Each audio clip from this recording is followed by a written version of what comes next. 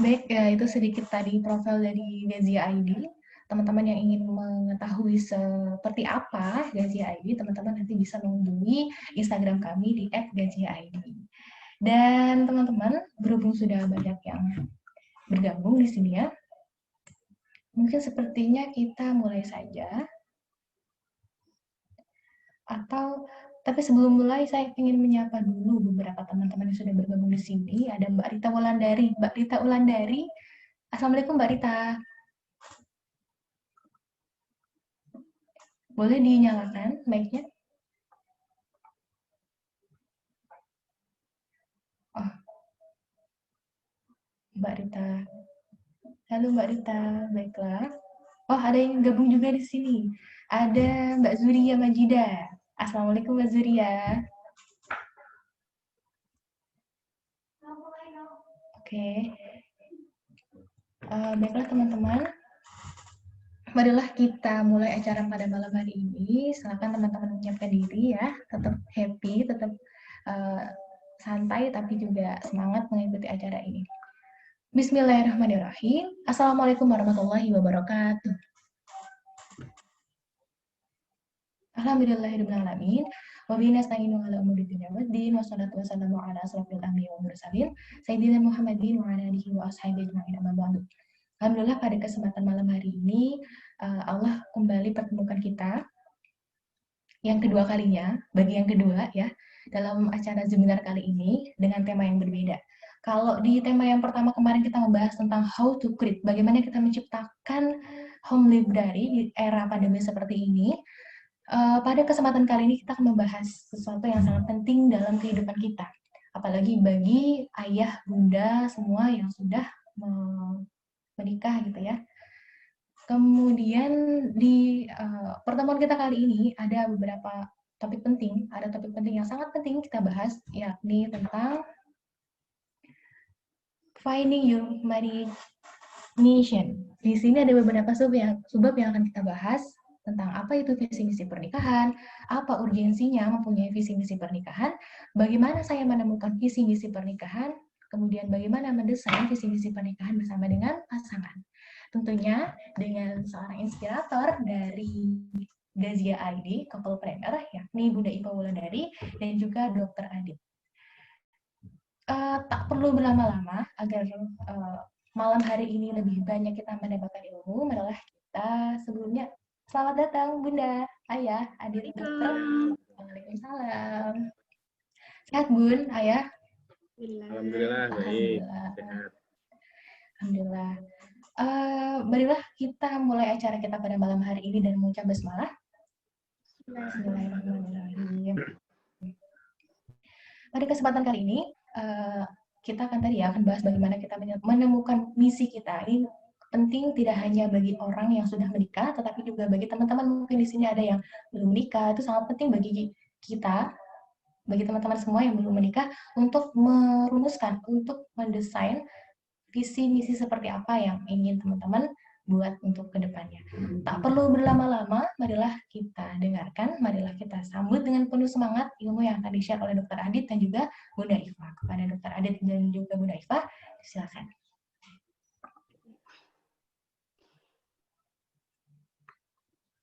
Oke.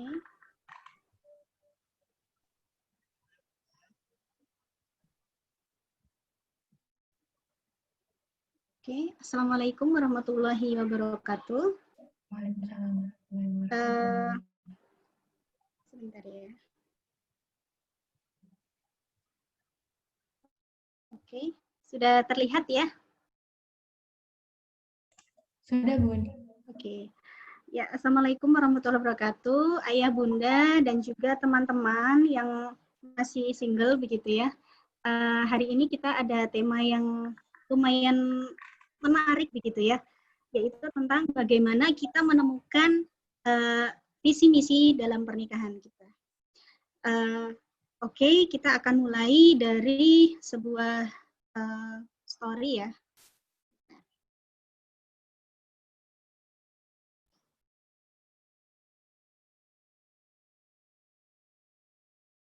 Oke, jadi pertama-tama saya akan menyampaikan dulu kenapa sih akhirnya kita mengangkat tema ini sebagai tema kedua dalam weekly sharing kita, yaitu yang pertama, bahwa beberapa bulan terakhir saya menerima lumayan banyak curhatan dari teman-teman di dunia maya, baik yang memang saya kenal secara personal, secara langsung, ataupun teman-teman yang memang hanya berjumpa di media sosial, begitu ya, yang mempercayakan ya sharing dengan saya, begitu ya, tentang betapa rumah tangganya yang sedang tidak baik-baik saja. Nah, ini tidak satu dua, tapi lumayan ada banyak begitu ya. Ketika mereka curhat begitu ya, ada benang merah yang menjadi permasalahan yang hampir sama oleh beberapa rumah tangga, yakni ketika suaminya selingkuh. Seperti itu. Dan ketika kita mencari bagaimana, ketika mereka menanyakan saya harus bagaimana, seperti itu ya. Dan ketika kita merunut, ternyata selingkuh itu bukan sesuatu penyebab. Artinya maksudnya gini, ada ketidakberesan dulu yang ada di dalam rumah tangga. Nah, selingkuh itu seperti jalan pelarian yang dilakukan oleh pasangan, seperti itu ya. Nah, kenapa akhirnya terjadi seperti itu? Nah, ini yang akan kita bahas seperti itu ya. Bagaimana ketika kepala rumah tangga kehilangan kemudi, kehilangan arah. Kalau kita pernah melihat tulisan Ustadz Haris Santosa, beliau mengibaratkan rumah tangga yang tidak punya visi misi itu ibarat pesawat yang tidak punya rute penerbangan.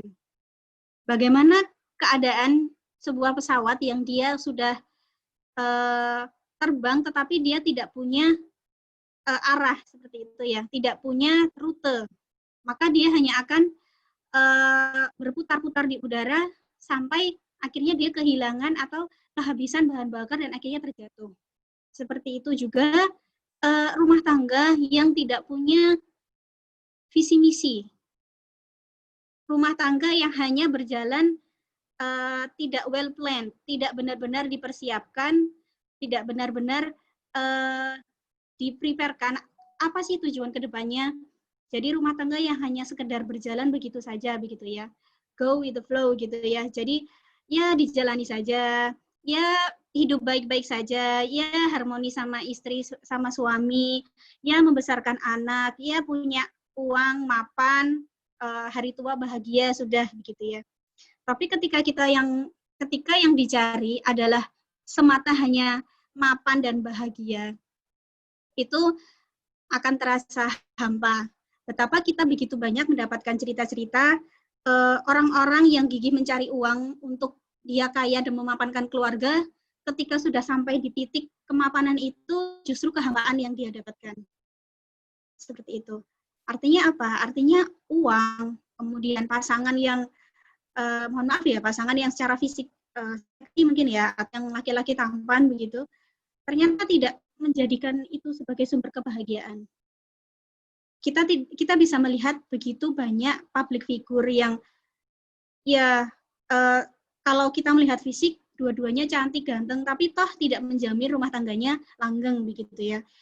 Pun juga kita melihat figur-figur pengusaha yang uangnya banyak, harta berlimpah 7 turunan, tapi juga ada yang bercerai, seperti itu. Kenapa sih seperti itu ya? Jadi kita akan mendiskusikan nih, ketika visi misi keluarga itu tidak terbentuk, ketika visi misi pernikahan itu tidak terbentuk, maka akhirnya ini suami dan istri kehilangan arah tujuan, kehilangan big why. Dia bersama istri, jadi kehilangan big why. Kenapa sih saya dan istri disatukan dalam sebuah pernikahan sama Allah?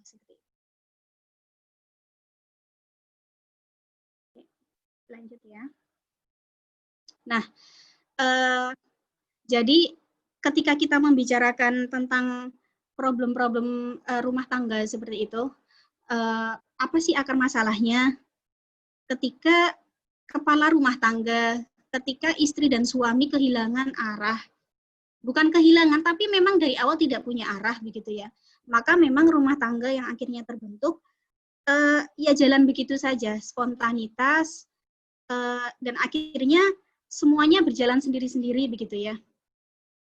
Dan akhirnya ketika semua sudah sibuk dengan rutinitas masing-masing, akhirnya kita akan mendapati rumah tangga yang suami dan istrinya keluar dari fitrah keayahan dan kebundaan.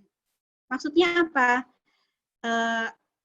Masing-masing kehilangan fungsinya, masing-masing kehilangan peran esensialnya di dalam keluarga. Misalnya seperti ini tadi ya, yang saya jelaskan bahwa banyak kasus selingkuh itu latar belakang utamanya sebenarnya bukan semata karena searching for pleasure gitu ya, mencari kenikmatan, mencari kesenangan di luar, tidak semata itu. Tetapi ketika sebenarnya akar utamanya dari semuanya itu adalah ketika fitrahnya di dalam rumah itu cedera. Ketika fungsi-fungsi dia di dalam keluarga, peran dia di dalam keluarga, hak dan kewajiban dia di dalam keluarga cedera. Entah dia menciderai diri sendiri dengan melakukan selingkuh sebagai pelarian begitu ya, atau ada sumbangsi dari pasangan dan keluarga. Yang intinya ada dua garis utama yang rusak, yaitu rusaknya keqawaman. Qawam ini artinya kepemimpinan ya, rusaknya kepemimpinan di dalam keluarga dan juga berkaitan dengan pemenuhan kebutuhan keluarga. Nah, tentang rusaknya qawam sendiri ini salah satunya adalah ketika laki-laki itu kehilangan hak dan kehilangan fitrahnya sebagai pemimpin, di mana dia mempunyai hak untuk menentukan pilihan-pilihan sikap yang harus diambil oleh sebuah keluarga. Nah, ini biasanya ketika rusak, sering kali yang menjadi penyebab adalah masuknya campur tangan dari pihak keluarga atau orang tua, misalnya dalam penentuan keputusan-keputusan keluarga kecilnya, seperti akan tinggal di mana, kemudian bagaimana dengan karir ke depannya, seperti itu ya. Kalau itu adalah pasangan dari, kalau itu yang mencampuri adalah dari keluarga laki-laki, mungkin masih ada ini ya, ada inline bahwa memang laki-laki mempunyai tanggung jawab pada ibunya, orang tuanya, begitu ya. Tetapi tidak sedikit yang kemudian mengambil campur tangan itu dari orang tua, dari keluarga wanita, sehingga laki-laki tercerabut fitrahnya, tercerabut naluri keqawamannya gitu ya, cedera keqawamannya, cedera kepemimpinannya, seperti itu. Di mana laki-laki itu pride-nya apa? Pride-nya itu ketika kebanggaannya, harga dirinya adalah ketika hak dan kewajibannya itu tegak begitu ya. Salah satunya adalah kepemimpinan keluarga, di mana kemerdekaan dia sebagai kepala keluarga itu terpenuhi begitu ya. Nah, ketika ini tidak terpenuhi, kemudian salah satunya tadi ya, pemenuhan kebutuhan keluarga. Tidak sedikit keluarga-keluarga yang masih mendapat campur tangan dari orang tua secara finansial begitu ya. Kalau tadi secara keputusan-keputusan, kemudian yang ini adalah secara finansial. Mungkin memang ada kondisi keluarga-keluarga yang secara ekonomi memang perlu minta bantuan orang tua. Tetapi yang harus benar-benar diingat oleh teman-teman para istri begitu ya, bahwa harga diri laki-laki itu ya ada di pemenuhan kebutuhan keluarga begitu. Jadi bagaimana kemudian entitas suami istri bisa memenuhi itu begitu ya. Kalaupun harus ada campur tangan keluarga, tetaplah kita sebagai istri membesarkan hati suami dan tetap kita memanage bagaimana suami tidak merasa kehilangan itu. Oh, saya sudah cedera nih fungsi saya sebagai pemberi nafkah keluarga. Dengan masuknya keluarga istri menyokong kebutuhan dari rumah tangganya, seperti itu. Nah, ketika fitrah-fitrahnya ini cedera, tidak sedikit yang kemudian merasa useless, merasa tidak merasa tidak sanggup menjadi kepala keluarga, kemudian merasa tidak berguna seperti itu. Akhirnya larinya kemana? Larinya ke tadi, salah satunya ke selingkuh. mencari pelarian keluar karena sebenarnya dia lemah di dalam begitu ya. Nah, itu salah satu faktor begitu ya, bahwa memang perselingkuhan itu tidak semata kayak wah ini karena cari kesenangan, tidak semata karena itu. Dimensinya begitu luas begitu ya. Kalau menurut itu banyak kasus yang memang awalnya yaitu cedera fitrahnya di dalam rumah seperti itu. Kita lanjutkan ya. Oke. Selanjutnya masih dirusaknya fitrah suami istri begitu ya. Ayat selanjutnya adalah tentang LDM.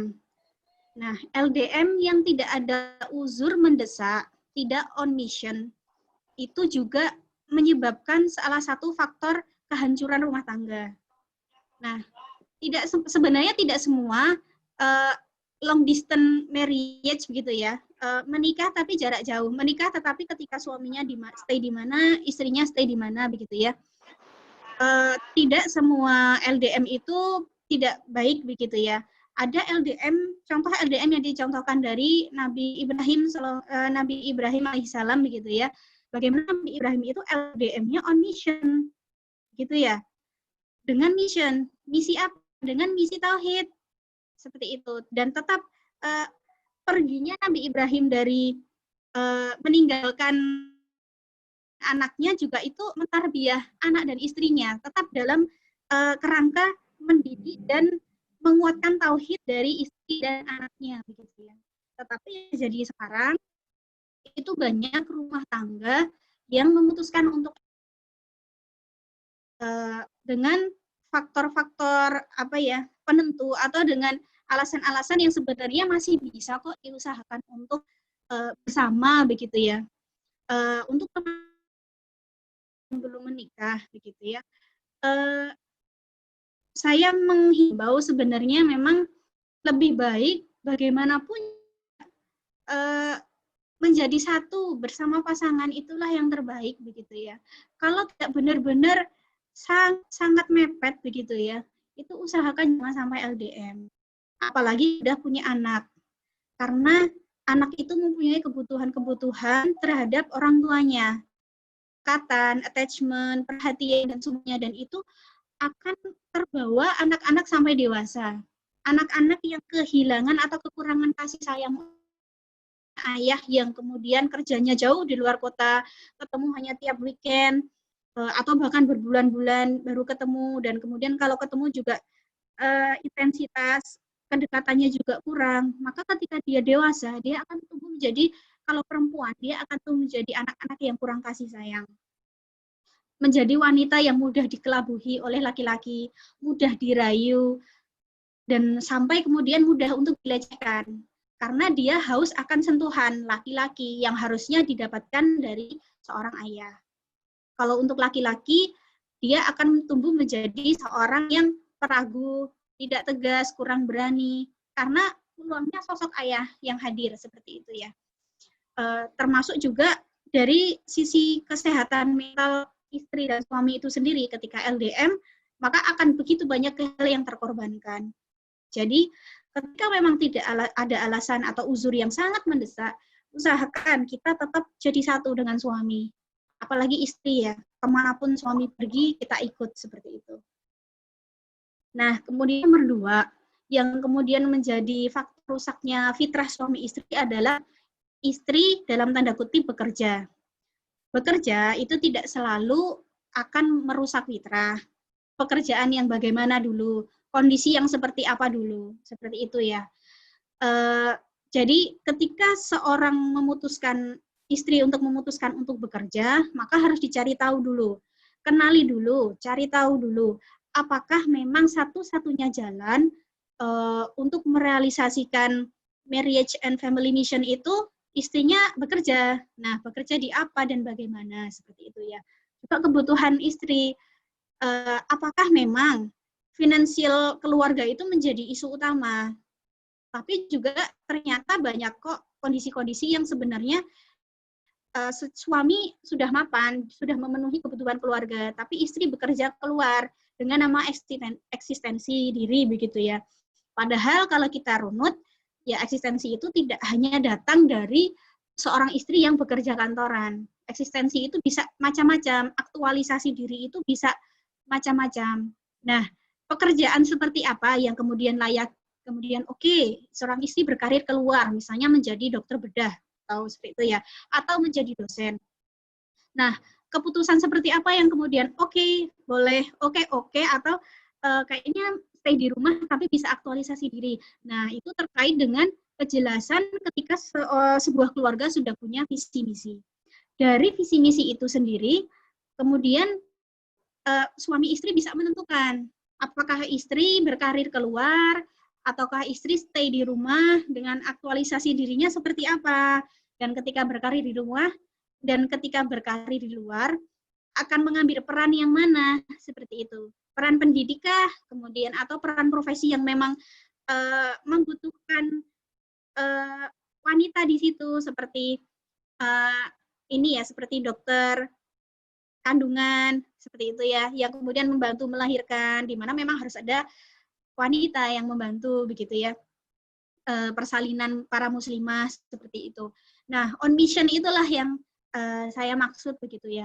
Jadi tidak semata kita wanita bekerja keluar, tapi ya hanya atas nama eksistensi saja, biar ya dapat uang, biar kemudian eksis, gitu, seperti itu. Tidak seperti itu. Keputusan wanita bekerja keluar haruslah on mission dan selaras sejalan dengan visi misi keluarga.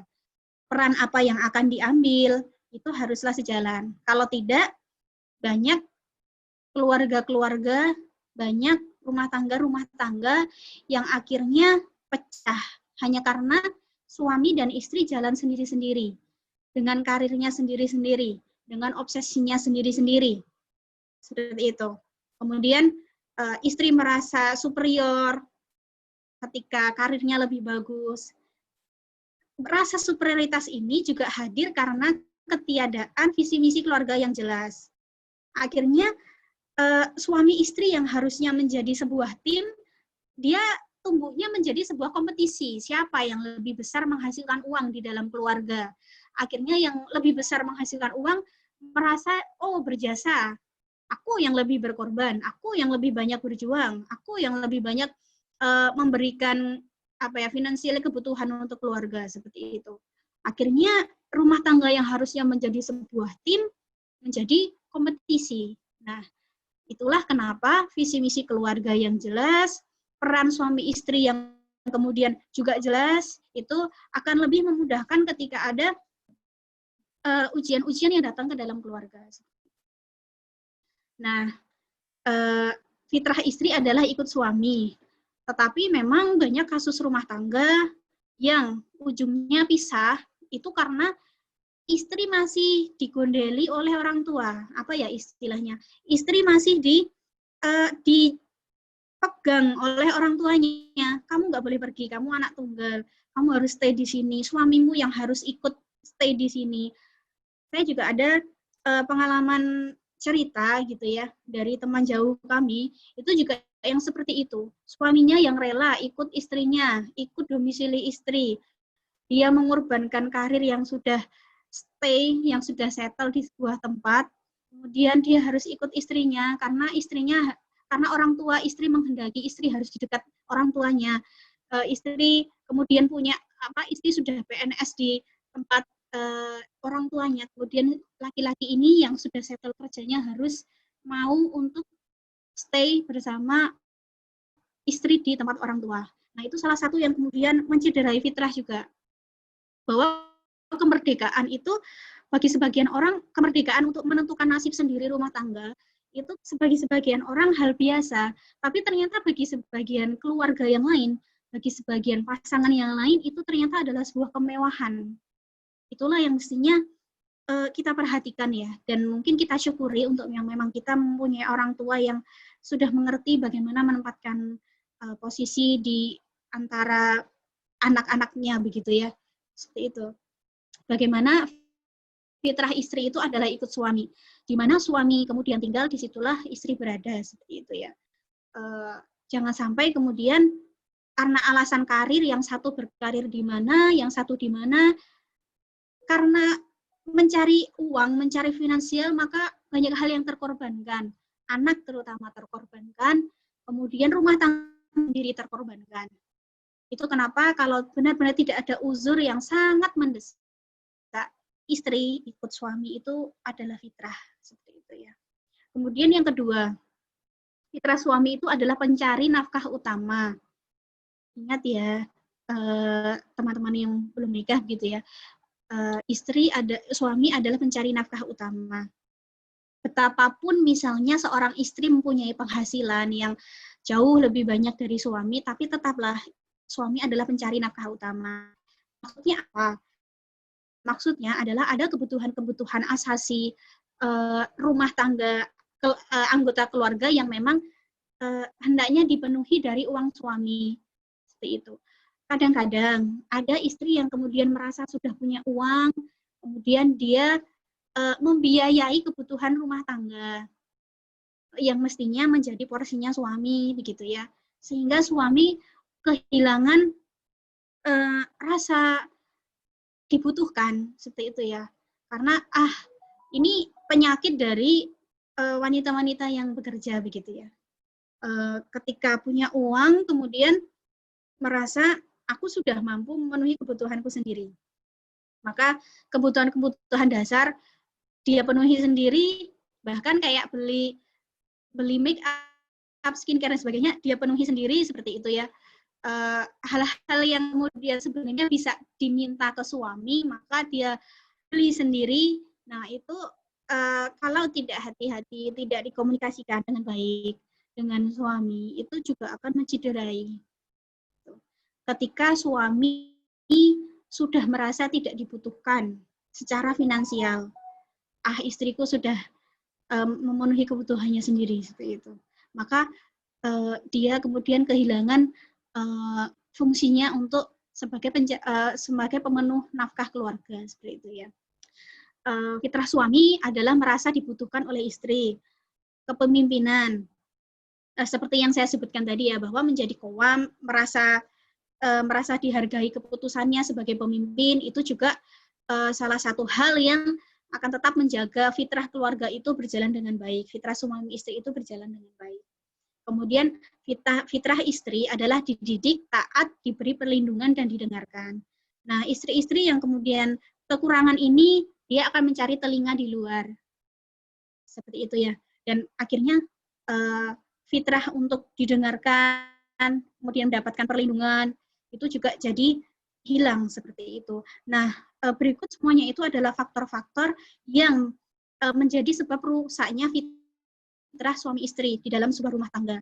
Yang dari akarnya itu kenapa? Tidak berjalannya rumah tangga sesuai dengan visi misi yang ada, atau bahkan mereka berjalan di atas rumah tangga yang sama sekali tidak punya visi misi di dalam rumah tangga. Itu. Nah, tidak adanya saling, jalan sendiri-sendiri. Suami jalan dengan obsesi dan mimpinya sendiri, istri jalan dengan obsesi dan mimpinya sendiri. Mereka serumah, tapi nyatanya cuma serumah saja. Mimpinya tidak sejalan. Tidak ada visi misi bersama sebagai entitas sebuah keluarga. Seperti itu ya. Jadi masing-masing jalan sendiri-sendiri. Istri, suami sekolah, istri juga sekolah bareng-bareng, sendiri-sendiri, anak terlantar diasuh oleh eyangnya, seperti itu ya. Atau suami istri semuanya berkarir, anak dimomong sama orang lain, seperti itu. Tidak ada kesatuan sebuah tim, begitu ya, bahwa saling itu bisa jadi bergantian. Ketika yang satu suami sekolah, yang satu sabar dulu, gitu ya. Karena anak itu perlu benar-benar dibersamai oleh orang tua, begitu ya. Dan juga banyak hal yang semestinya mimpi-mimpi itu tidak menjadi obsesi yang sendiri-sendiri, bahwa apa yang kita kejar antara suami dan istri itu bisa selaras, sejalan, bahwa kita akan menuju ke titik yang sama, begitu ya.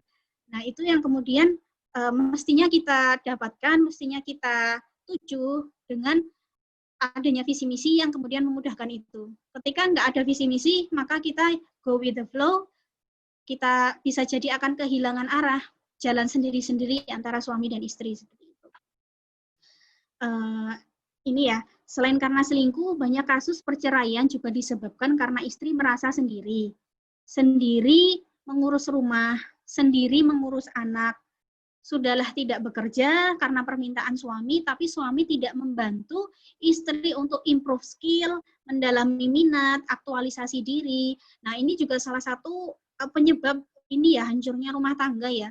Ketika istri memang merasa sendiri, suami sibuk dengan karirnya, tapi sebatas hanya memenuhi kewajiban menafkahi keluarga.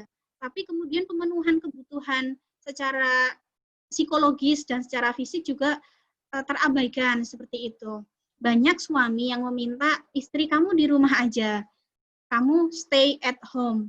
Tapi kemudian suami tidak, suami abai, suami cuek dengan bahwa yang namanya istri, yang namanya wanita itu tetap dia secara manusiawi, secara fitrah dia membutuhkan aktualisasi diri. Nah, bentuknya bisa bermacam-macam begitu ya. Tidak kok harus bekerja di luar, tetapi harus diwadahi. Seperti itu ya. Kemudian improve skill, bagaimana kemudian istri ini juga disiapkan dia tetap punya skill. Saya pernah membuat tulisan tentang exit prosedur gitu ya. Bagaimana seorang suami itu mestinya juga menyiapkan exit prosedur di mana ketika qadarullah gitu ya, usia suami itu tidak sepanjang yang diharapkan. Maksudnya suami itu ini ya, meninggal duluan gitu ya, dia meninggalkan istri yang bagaimana gitu. Nah, suami pun harus punya exit prosedur seperti itu. Disiapkanlah istri yang punya skill, tidak harus kok kerja di luar, tapi berdaya dalam artian dia punya ini ya, punya fleksibilitas untuk menghasilkan uang gitu ya, punya kemampuan untuk berusaha, bergerak begitu ya, dan itu didapatkan dari improve skill, bisa dengan kursus memasak, yang bisa nanti untuk skill untuk bikin catering dan sebagainya, atau juga dengan skill-skill yang lain, seperti yang sekarang marak adalah gardening begitu ya, yang kemudian minat-minat yang lain seperti itu. Disinilah juga pentingnya begitu bagaimana seorang suami dengan visi misi yang jelas di dalam keluarga juga menyiapkan exit prosedur ketika hal-hal yang tidak diinginkan terjadi. Seperti itu.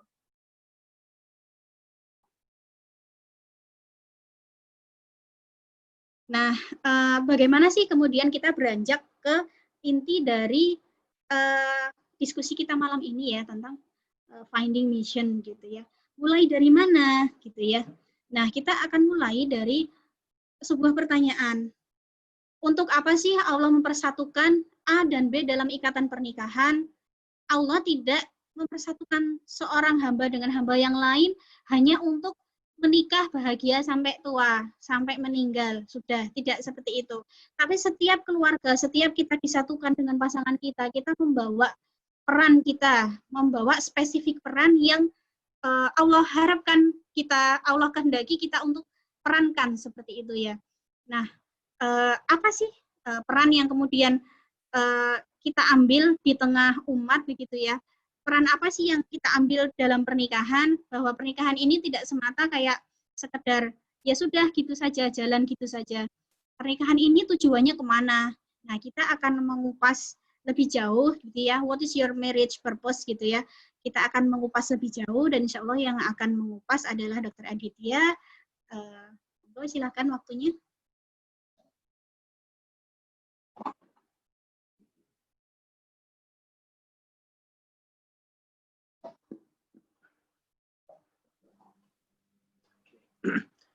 Bismillahirrahmanirrahim. Assalamualaikum warahmatullahi wabarakatuh. Kedengeran ya suara saya ya? Oke. Nah, ya ini setelah tadi dijelaskan sama Bunda Iva ya tentang background, tentang alasan kenapa sih kita harus memiliki visi misi dalam pernikahan gitu. Ribet amat sih ya nikah pakai visi misi seolah-olah seperti perusahaan gitu kan, seolah-olah seperti institusi pemerintah gitu pakai visi misi segala gitu.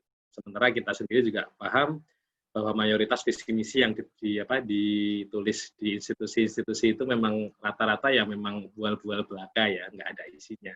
Relatif yang penting punya visi misi walaupun itu tidak terinternalisasi ke karyawan misalnya. Nah, di sini kita fokus untuk mencoba bukan step by step ya. Kita ngasih teknis gampangnya saja sambil kita sharing dengan apa yang kita pernah jalani. Nah, untuk membuat visi misi sendiri, sebenarnya pertama kan memang harus dibedakan dulu ya. Apa beda visi dan misi gitu ya. Duluan mana sih menentukan visi dulu atau menentukan misi dulu? Jadi sebenarnya kalau saya di sini rujukan saya itu terutama memang Ustadz dari Santosa ya. Mungkin banyak teman-teman yang sudah familiar dengan beliau gitu. Yang penting kita ketahui term-termnya adalah pertama purpose of life dulu, tujuan hidup. Kalau kita sebagai muslim ya otomatis tujuan hidup kita kan untuk beribadah pada Allah, gitu gampangnya ya. Gitu. Dengan apa itu kan kalimat yang luas sekali ya. Itu bisa bisa didefinisikan dalam tataran teknis yang sangat-sangat luas. Yang kemudian kedua adalah misi dulu. Jadi di sini beda ya, mayoritas itu kan kalau kita temui di institusi kebanyakan visi dulu baru misi. Tapi yang benar kalau menurut Satari Santosa yang itu juga saya amini adalah misi dulu. Misi itu artinya ya kayak tugas gitu. Kalau kita misalnya di-hire dipekerjakan oleh sebuah pekerjaan gitu kan, tujuanmu adalah untuk bekerja di perusahaan A gitu. Nah, yang kemudian itu ke purpose of life, purpose of your work gitu kan, untuk di perusahaan itu. Tapi kemudian yang selanjutnya adalah misi. Misinya apa? Nah, misi itu kayak job desk ya, kayak job desk. Job desk kita apa sih? Ya kita bekerja di perusahaan A, tapi kan job desk-nya beda-beda. Saya job desk-nya ini misalnya jadi admin, si B job desk-nya jadi jadi misalnya untuk tim teknis gitu, misalnya di konveksi itu jahit dan sebagainya. Nah, yang lain juga punya job desk yang berbeda. Itu misi kita. Jadi spesifik. Allah mengirim kita di dunia itu big picture-nya memang untuk beribadah kepada Allah, tapi misinya jelas, personal gitu loh. Seorang saya Aditya gitu kan dan Bunda Iva misinya jelas gitu. Personal, beda-beda gitu. Nah, tugas kita adalah selama di dunia untuk mencarinya gitu, untuk menggalinya, untuk menjalankan misi itu. Nah, jadi misi dulu dicari, kemudian visi itu nanti akan mengikuti. Visi itu cita-cita gitu. Jadi apa yang akan kita tuju, kondisi seperti apa yang akan kita bentuk di masa depan itu visi. Gitu ya. Jadi misi dulu baru visi. Itu teorinya gitu. Tapi prinsipnya ini karena prinsipnya adalah visi misi keluarga adalah sesuatu yang menyatukan kita berdua sebagai keluarga. Itu menjadi perekat utama dalam keluarga yang membuat keluarga kita langgeng gitu. Jadi yang membuat keluarga kita langgeng itu bukan suami yang selalu romantis, terus kemudian istri yang manutan gitu kan. Itu iya, tapi kemudian yang paling mendasar yang menjadi perekat utama keutuhan sebuah keluarga adalah kesetiaan terhadap visi dan misi tadi gitu. Bahwa kenapa walaupun mungkin banyak masalah dan sebagainya, tapi ketika kita setia pada visi misi keluarga yang sudah kita tentukan, itu insya Allah akan menjadi lem paling kuat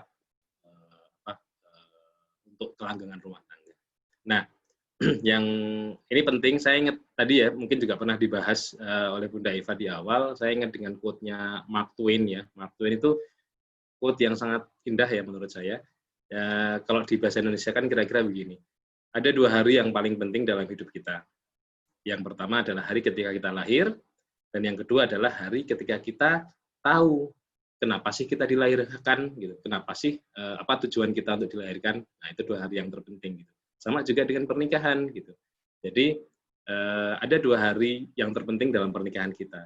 Yang pertama memang hari pernikahannya, yang kedua adalah hari di mana kita tahu kenapa sih saya dinikahkan dengan istri saya, kenapa sih saya dinikahkan dengan suami saya, gitu kan. Nah, ini yang paling penting. Nah, yang pertama, ini kalau saya dapat info katanya banyak yang masih belum menikah ya. Nah, ini penting juga untuk kita garis bawahi. Dulu saya dan istri kan memang ta'aruf ya, ta'aruf dipertemukan oleh guru ngaji kami berdua gitu. Terus kemudian ya jadilah menikah, kita berbekal husnuzon pada beliau berdua, terus kemudian kita tahu singkat gitu, itu akhirnya menikah alhamdulillah. Nah, yang paling penting di sini kan kalau mau menikah suami istri selain kecocokan chemistry bla bla bla macam-macam, juga jangan lupa untuk pertanyakan soal visi misinya dulu sebagai pribadi. Karena kita tidak mungkin membentuk visi misi keluarga jika kita sendiri tidak paham dengan visi misi diri kita sendiri, gitu ya, sebagai pribadi. Gitu. Karena pada dasarnya visi misi keluarga adalah penggabungan dari visi misi seorang suami dan istri, yang nanti akan juga dilipat gandakan lagi, digabungkan lagi dengan visi misi anak. Gitu. Jadi semakin luas lagi nanti visi misinya.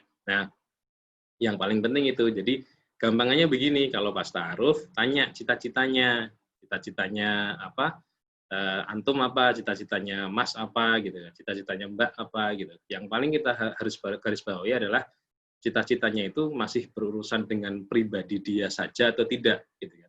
Oh, cita-cita saya apa, punya rumah besar, punya perusahaan yang besar sehingga apa saya makmur, bisa beli Ferrari, bisa beli Lamborghini dan sebagainya, gitu-gitu. Atau cita-cita yang skalanya besar, tidak hanya tentang dirinya tapi tentang kemanfaatan kepada orang lain, gitu. Misalnya cita-citanya adalah pengen membangun pondok pesantren, pondok tahfidz, pengen membangun sebuah perusahaan agar bisa menampung banyak karyawan, gitu. Mungkin di desanya banyak yang nganggur dan sebagainya, dia pengen menjadi solusi. Nah, seperti itu yang jadi penting diperhatikan ketika ta'aruf. Ketika sudah menikah juga sama, gitu, value-value itu yang harus digali. Nah, yang paling penting di sini adalah pertama adalah sering-seringlah ngobrol dengan istri, sering-seringlah ngobrol dengan suami, gitu ya. Karena saya pernah baca itu di buku itu, menikah itu artinya kita mencari teman ngobrol yang terbaik untuk seumur hidup kita. Gitu ya. Teman ngobrol yang terbaik, gitu. Cantik itu bisa luntur, gitu. Tapi kemudian kliknya dalam obrolan-obrolan itu yang everlasting ya, yang terus ada, gitu. Makanya carilah yang cerdas, relatively ya, cerdas, kemudian dia relatif enak untuk ngobrol, gitu kan, nyaman, gitu. Itu yang harus kita pertimbangkan. Jadi visi misi ini terbentuk juga mayoritas karena sering ngobrolnya tadi, gitu. Kita sering ngobrol apapun lah, dari mulai hal-hal yang remeh sampai hal-hal yang besar, dari mulai konteks keluarga sampai konteks negara, itu kita obrolkan. Nah, di situ kita saling sharing value ya, sharing pandangan, pemahaman, itu pada akhirnya nanti akan jadi jadi embrio terlahirnya visi misi keluarga. Gitu. Contoh saya pribadi sama istri juga banyak diskusi ya, gitu. Ngobrol kita ketika naik mobil isinya ngobrol. Jadi kita senang banget ketika jalan ya, waktu sebelum punya anak juga jalan berdua naik mobil sambil ngobrol, gitu kan. Walaupun nggak jelas tuh muter-muter kemana, gitu kan. Ada pillow talk juga, agenda pillow talk ketika mau tidur, ngobrol dulu dan sebagainya, itu penting gitu.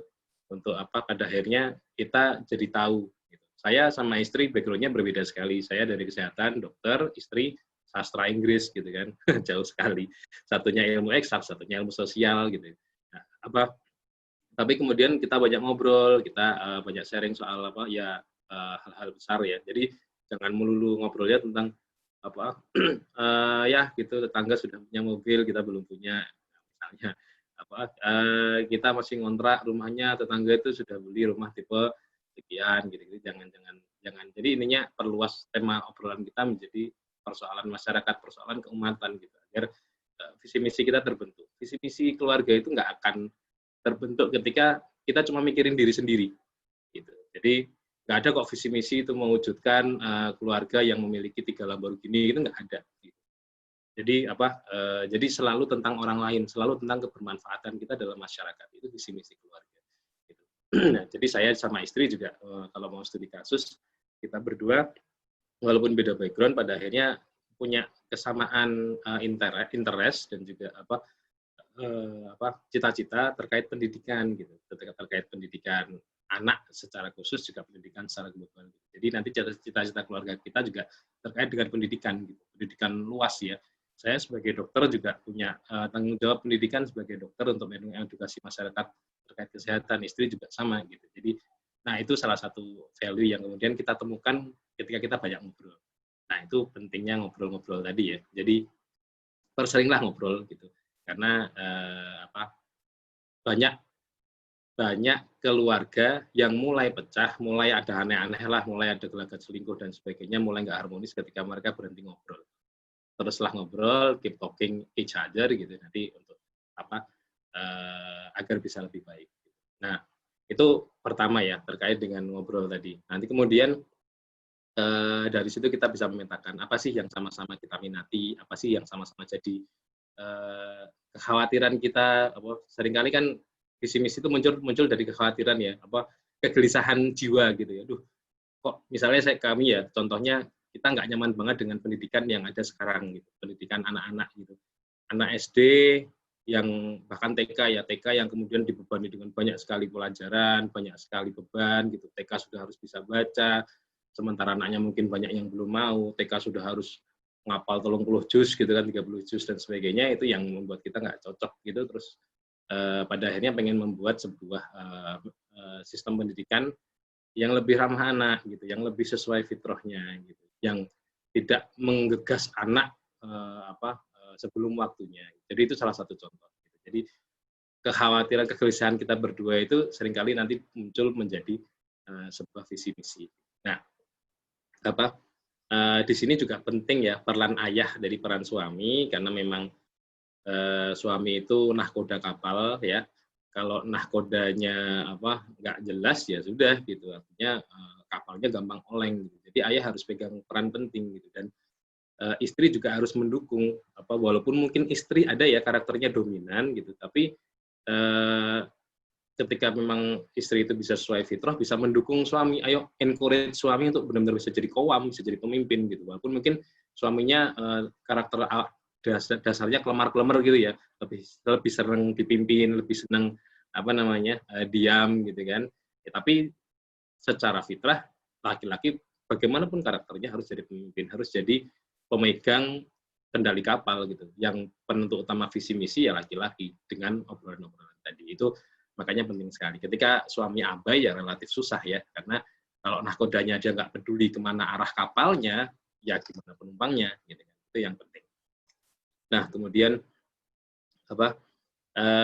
yang penting lagi adalah intinya selanjutnya jangan visi misi itu kan berkembang gitu. Jadi selama kita masih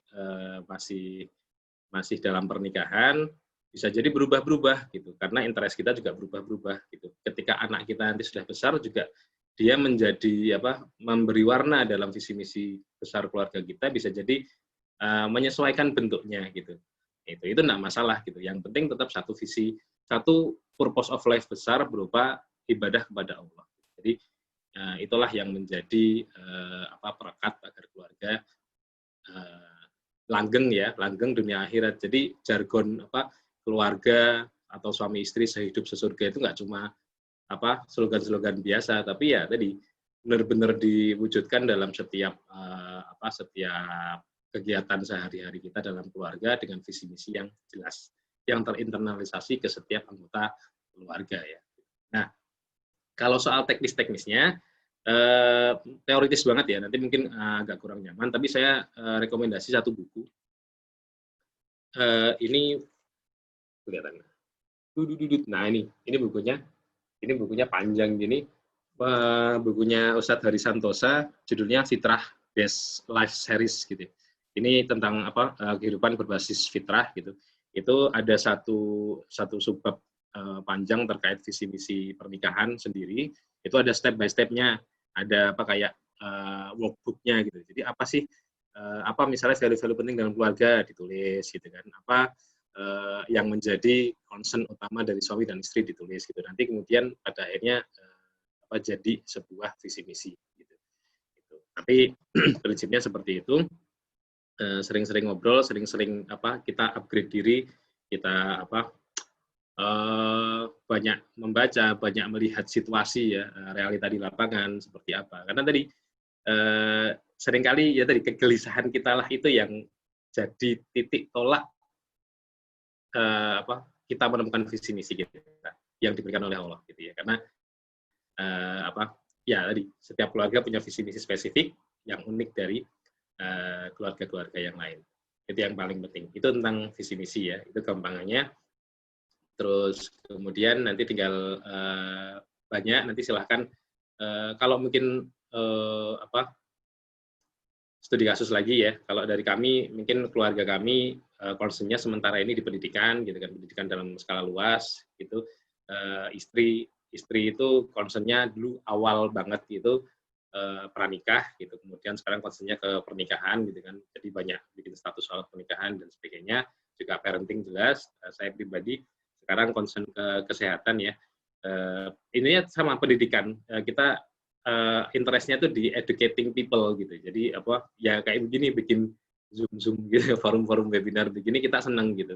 Jadi walaupun apa free gratis ya kita fine saja karena itu memang interest kita, gitu, kesenangan kita. Ya mudah-mudahan ini jadi jalan ibadah kita, keluarga kita nanti apa biar lebih nyaman gitu, biar lebih apa enak lah kita menjalani keluarga. Jadi bareng-bareng. Jadi saya pribadi tadi ya fokus ke kesehatan. Musim pandemi sekarang ini menjadi apa sebuah titik berangkat yang bagus sekali. Orang-orang lebih aware tentang kesehatan gitu. Dan saya juga pribadi setelah lulus dokter spesialis juga praktek gitu. Kemudian banyak melihat realita di lapangan pasien seperti apa, bagaimana merasa penting sekali nih edukasi kesehatan. Nah, saya belajar lagi nanti mudah-mudahan di forum ini juga saya pribadi dan juga Bunda Iva bisa sharing juga soal kesehatan. Ini penting soalnya mumpung momennya pas gitu. Saya juga lagi banyak belajar, nanti next time mudah-mudahan topik selanjutnya bisa kita bahas soal topik kesehatan keluarga. Nah itu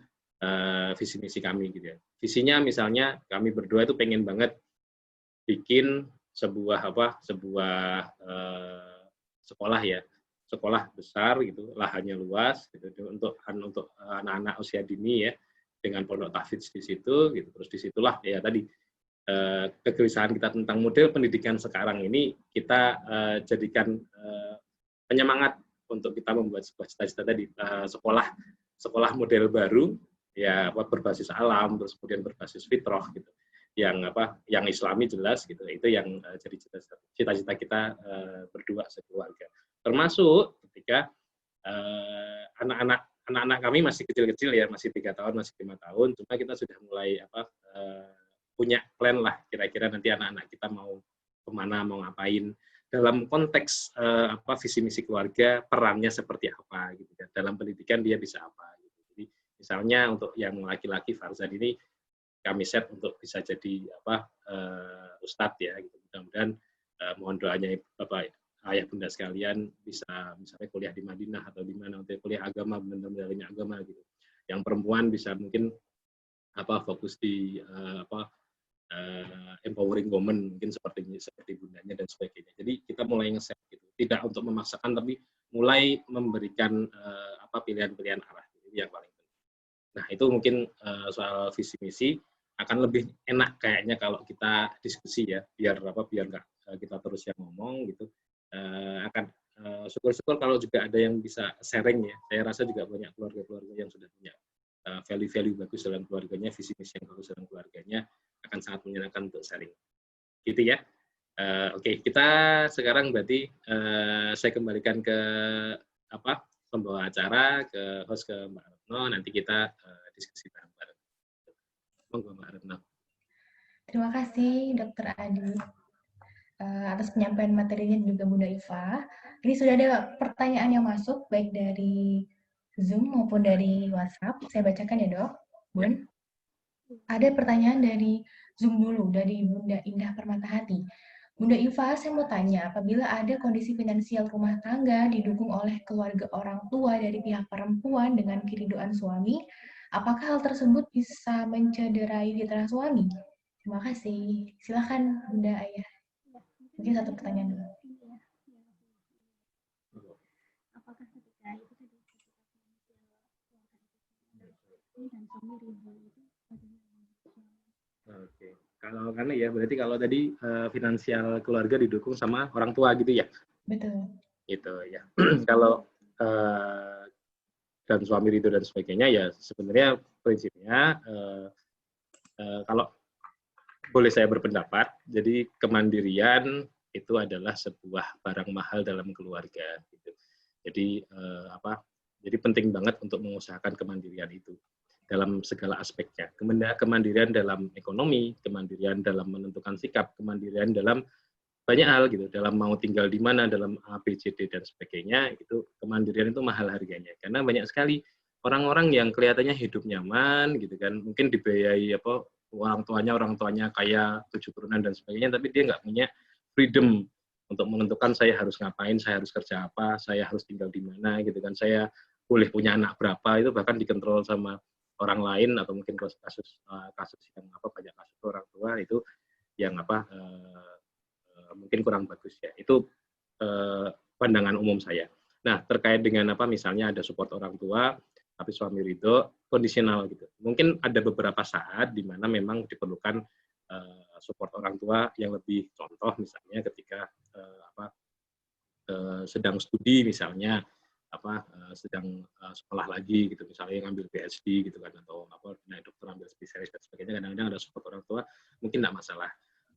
Jadi tadi prinsipnya sih selama ridho, selama paham gitu kan, paham kondisinya, paham konsekuensinya, karena bagaimanapun dari such a freelance gitu kan, jadi nggak ada yang gratis gitu, walaupun mungkin itu orang tua kita, tapi kita merasa hutang budi yang bagaimanapun itu akan membebani. Jadi kalau emergensi itu ya namanya emergensi, kalau dalam fikih pun makan babi pun boleh gitu kalau memang itu emergensi, kalau nggak makan babi kita mati gitu kan. Cuma ketika kondisinya nggak emergensi, akan lebih baik kalau kita berusaha semandiri mungkin. Misalnya mending ngontrak lah misalnya ya, daripada menempati rumah orang tua walaupun gedong gitu kan. Itu prinsipnya, itu idealnya. Cuma case by case tadi, misalnya orang tuanya belum mengharap memohon-mohon, misalnya kalau kamu menempati rumah saya dan sebagainya gitu, itu case by case. Cuma prinsipnya kemandirian adalah sebuah hal yang layak diperjuangkan dalam keluarga. Itu sih. Mungkin Bunda ada tambahan. Kalau dari segi istri, ketika memang finansial keluarga itu dibantu oleh keluarga, oleh orang tua, jangan sampai istri mencabut penghormatannya kepada suami, begitu ya. Kadangkala ada istri yang merasa yang memenuhi kebutuhan itu adalah keluarganya, keluarga istri. Maka ada yang sama suami kemudian jadi kurang menaruh penghormatan seperti itu. Nah, itu yang harus ditekankan. Bagaimana kemudian meskipun ada finansial keluarga yang sedang dibantu oleh orang tua misalnya, tetap bagaimanapun penghormatan kita terhadap suami itu adalah yang utama. Baik, terima kasih Bunda dan juga Ayah atas jawabannya. Semoga bisa menjawab pertanyaan dari Bunda Indah ya. Ini kita silang ke grup WhatsApp, ada pertanyaan masuk dari Bunda Kiki dari Madura, Bun. Dan juga Ayah. Tetapi saya ingin bertanya bagaimana agar sebuah pernikahan selalu terjaga dan kejujuran antara suami istri juga selalu terjaga. Mohon penjelasannya. Usia pernikahan kami alhamdulillah mau masuk 7 tahun dan putri sulung kami berusia 7 tahun. Silakan Bunda dan juga Ayah. Keterbukaan. Ya, bagaimana keterbukaan itu bisa kita upayakan. Ada salah satu video Ustadz Noman Alihan yang mungkin teman-teman, ayah bunda, dan juga teman-teman yang belum nikah bisa lihat begitu ya. Judul videonya Kesucian Pernikahan dalam bahasa Inggris ya. Itu membedah surah Yusuf begitu ya, ayat 24 sampai 27. Di sana Ustadz menjelaskan tentang bagaimana kesucian pernikahan itu yang seharusnya begitu. Nah, kejujuran ini adalah bagian dari upaya kita untuk mempertahankan kesucian pernikahan.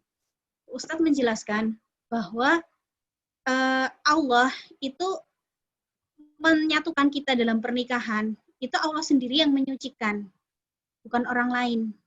Kita ada pilar-pilar rumah tangga, pilar-pilar pernikahan yang disebutkan di sana begitu ya, bahwa mitsakan ghalidha itu perjanjian agung, itu mengikat antara yang pertama kita dengan pasangan kita.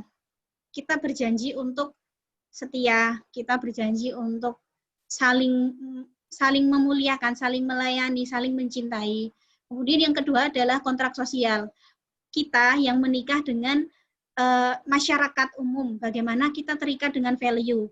Itu kenapa kalau ada perzinahan, itu hukumannya adalah hukuman yang sifatnya terbuka, publik. Jadi ketika ada orang zina dalam hukum Islam, dia dirajam. Dia dihukumnya di depan orang banyak. Agar apa? Agar ada efek jerah. Kenapa dihukum di depan orang banyak? Karena dosa zina itu yang kena efeknya adalah masyarakat, tidak hanya dirinya sendiri, tetapi efek ke masyarakat, ke sosial.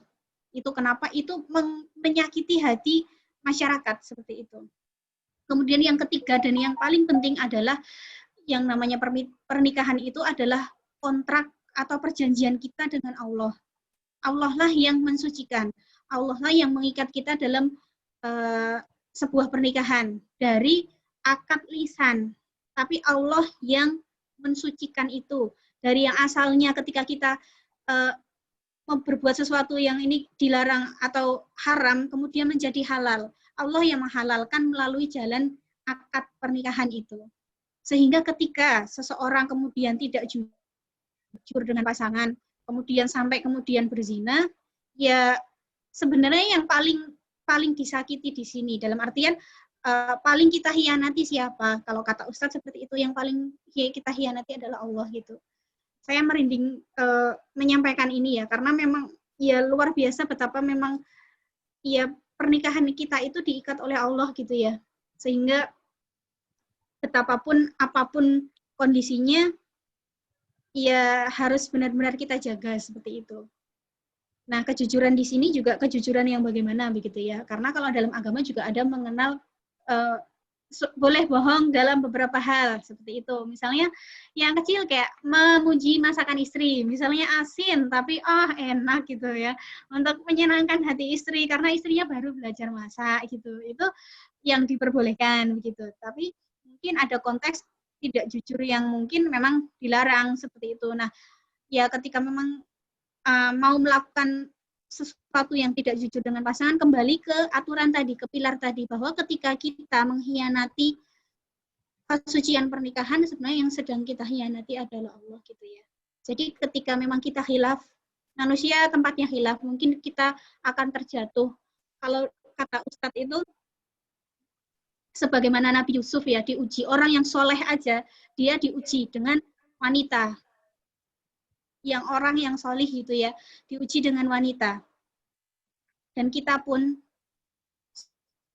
sesolih apapun, kita, kalau kata Ustadz Noman, kita akan ditempatkan di situasi di mana kita akan tertes di situ.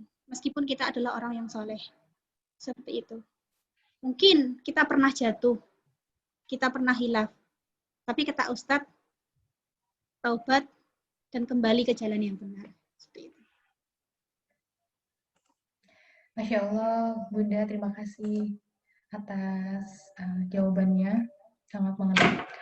Semoga bisa menjawab pertanyaan dari Bunda tadi yang bertanya ya. Ini ada kaitannya dengan pertanyaan yang ketiga dari WhatsApp, Bun. Assalamualaikum Bunda Iva, ini dengan Bunda Mariam, domisili Kota Bima, NTB. Dulu kami satu alma mater kampus Ungu, FBS UNY. Satu adu ospek. Oh, Masya Allah. Mau bertanya, gimana caranya kita sebagai istri mengembalikan kepercayaan kepada suami yang pernah hilaf atau mengkhianati kesetiaan dengan mengumbar mesra dengan wanita lain, tetapi suami sudah meminta maaf dan berjanji pada kita untuk tidak mengulanginya lagi perbuatannya. Silakan Bunda dan juga Ayah. Ini maksudnya mengembalikan kepercayaan diri istri atau suami ya? Mengembalikan kepercayaan siapa? Berarti maksudnya ingin mengembalikan kepercayaan istri karena dulu pernah suaminya hilang seperti itu. Kalau dari sisi suami, mungkin kita akan membahas dari dua sisi begitu ya. Dari sisi suami bagaimana? Seandainya memang pernah salah, pernah hilang begitu, bagaimana untuk meyakinkan istri bahwa dia tidak akan mengulangi? Oke, ya. Ini banyak kasus ya memang mungkin ya perhara rumah tangga gitu banyak terkait dengan ketidakjujuran, terkait dengan ya skandal-skandal dan sebagainya. Bagaimana untuk mengembalikan kepercayaan pasangan ya? Ya sebenarnya sama sih, baik suami maupun istri sama.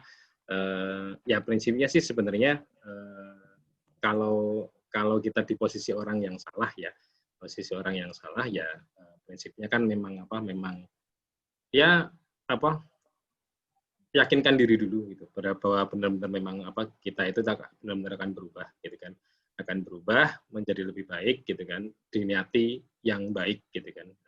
Artinya bukan tobat lombok ya gitu ceritanya, prinsipnya sih itu gitu. Sesimpel itu. Sedangkan di sisi yang lain ketika memang ketika kita yang misalnya dikhianati gitu, itu bagaimana untuk mengembalikan kepercayaan ya, sebenarnya ya tadi sesimpel untuk ya tadi latihlah untuk percaya gitu. Memang mungkin tidak mudah, cuma kemudian ya kita sebenarnya kan tidak punya opsi ya, artinya mau nggak percaya juga gimana, ya, akankah lebih baik ketika opsi yang kita ambil kita berinisiatif untuk percaya gitu kan. Terus bagaimana nanti kalau dibohongi lagi gitu, ya itu sudah urusan dia lagi kembali sama Allah gitu. Jadi memang kan lebih mudah ketika semuanya dikembalikan kepada Allah gitu. Ini simpel lah, saya itu ingat sekali dengan ceramahnya Ustadz Umar Mita gitu. Dalam pernikahan itu simpel aja, nikah itu ibadah gitu. Mau bagaimanapun praharanya dalam rumah tangga, nikah itu ibadah. Jadi apapun yang terjadi, ketika ada nilai ibadah di situ, tidak masalah gitu. Ketika misalnya ya pahit-pahitnya seorang istri dikhianati terus sama suami, misalnya suami selingkuh, terus janji mau bertobat, mau setia, tapi selingkuh lagi, janji lagi, selingkuh lagi, dan seterusnya. Kalau kita memang ikhlas, gitu, satu sisi ya, ikhlas, terus kemudian paham bahwa tadi bahwa kesabaran kita, bahwa keikhlasan kita itu tidak murah ya, dihargai mahal oleh Allah, ya no problem gitu. Ustadz itu bilang, selama apa sih kita harus bersabar, paling sampai salah satu dari kita mati gitu kan, makanya ya entah suami yang mati dulu atau kita yang mati dulu, sudah selesai gitu. Habis itu luar biasa ketika kita memang sabar dalam menjaga pernikahan gitu kan, tetap taat pada suami sebisa mungkin, tetap husnuzon kepada beliau, ya sudah gitu, itu ibadah kita gitu. Jadi sesimpel itu. Jadi walaupun apapun lah bagaimanapun praharanya, ketika kita kembalikan pernikahan sebagai ibadah, itu akan jauh lebih enteng gitu. Ketika kita habis-habisan gitu kan, itu tapi kalau kita ikhlas, kita sabar, itu akan insya Allah itu nggak akan ngasih gratis kok. Itu Allah akan ngasih pahala yang besar gitu. Ini lain cerita kalau misalnya memang apakah ketika disakiti terus boleh cerai atau enggak dan sebagainya, itu kan lain konteks ya. Tapi penataan hati bahwa pernikahan adalah ibadah itu penting sekali. Gitu. Itu akan membuat apapun prahara dalam rumah tangga itu akan sangat-sangat ringan. Gitu. Jadi enak lah. Gitu. Mungkin gitu ya. Bunda. Oke, cukup Ayah dan juga Bunda. Ya, terima kasih atas jawabannya Ayah dan Bunda. Kita beralih ke pertanyaan yang lain. Ini dari teman Bunda dan juga Ayah peserta seminar yang tidak ingin disebutkan namanya. Oh iya. Sebut saja Bunga ya. Oke. Bagaimana jika di dalam rumah tangga ibu terlalu mendominasi, bahkan ayah pun nggak bisa mengubah sikap ibu karena ibu selalu mendikte, tapi di sisi lain sedang tidak bekerja. Dan ini yang berdampak pada keluarga kecil kami. Kami tinggal bersama orang tua karena permintaan orang tua. Jika saya menasihati ibu selalu membela diri atau ngeles. Dan ketika tersinggung, ketika dinasehati, ngambek bisa berhari-hari, mengunci pintu di kamar yang lain. Saya agak stres, tapi saya nggak bisa ngapa-ngapain karena kami tinggal pun bersama orang tua, atas permintaan orang tua juga. Silakan Ayah dan juga Bunda. Ya, kalau kasusnya begitu sih, memang ya tadi ya, memang agak kompleks karena memang yang namanya tinggal dengan orang tua gitu, memang ya tadi akan banyak problem gitu. Nah, kalau dalam konteks seperti itu sih memang kalau dominasi perempuan ya istri gitu, itu lebih kental ya memang prinsipnya sih sebenarnya selama ya harusnya disadari dari perempuannya itu dulu gitu untuk mengembalikan ke fitrahnya gitu. Masalahnya kan itu bukan kita tapi ibu kita gitu misalnya ya. Ya yang bisa kita lakukan pertama yang jelas adalah mendoakan gitu kan. Mendoakan agar lebih enak lah ya, karena bagaimanapun istri yang terlalu dominan itu ya kurang sesuai fitrah ya prinsipnya. Walaupun kadang-kadang karakternya kan ada ya, karakter orang yang dominan misalnya suku tertentu misalnya kayak dominan sekali gitu kan dari dengan basic suku saja gitu. Cuma ketika bisa kok gitu, banyak kasus misalnya kayak Ustadz Fauzil Adim itu nyeritain beliau orang Jawa yang relatif ya sopan, halus dan sebagainya, listrikan orang Sulawesi yang relatif dominan, keras dan sebagainya, faktanya juga tidak menghilangkan kekowaman gitu, kepemimpinan dalam jiwa Ustadz Fauzil gitu. Karena memang sadar sama-sama fitrahnya seperti apa.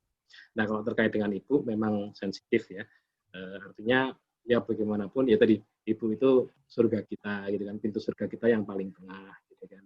Kita pengen menasihati, kita pengen membuat suasana keluarga lebih nyaman gitu. Kita pengen membuat ibu lebih baik gitu kan. Ayah juga sama, ayah kan juga posisi yang tidak nyaman ketika inferior ya, ketika berada jadi subordinat dari istrinya itu kan itu mengganggu sekali dari sisi laki-lakinya gitu. Jadi ya tadi seperti Bunda pernah tadi diceritakan di awal, kalau laki-laki merasa kelaki-lakiannya gitu, kekowamannya itu terusik gitu, istrinya dominan, istrinya galak banget dan sebagainya gitu-gitu, ya tadi dia akan mencari pelampiasan di luar gitu. Atau apapun lah pelampiasan yang dia bisa gitu. Apapun biasanya hal-hal negatif ya, itu seperti itu. Makanya kalau terkait dengan itu ya sudah tadi saran saya cuma doakan gitu. Karena ya tadi doa itu kan senjatanya orang umat Islam ya.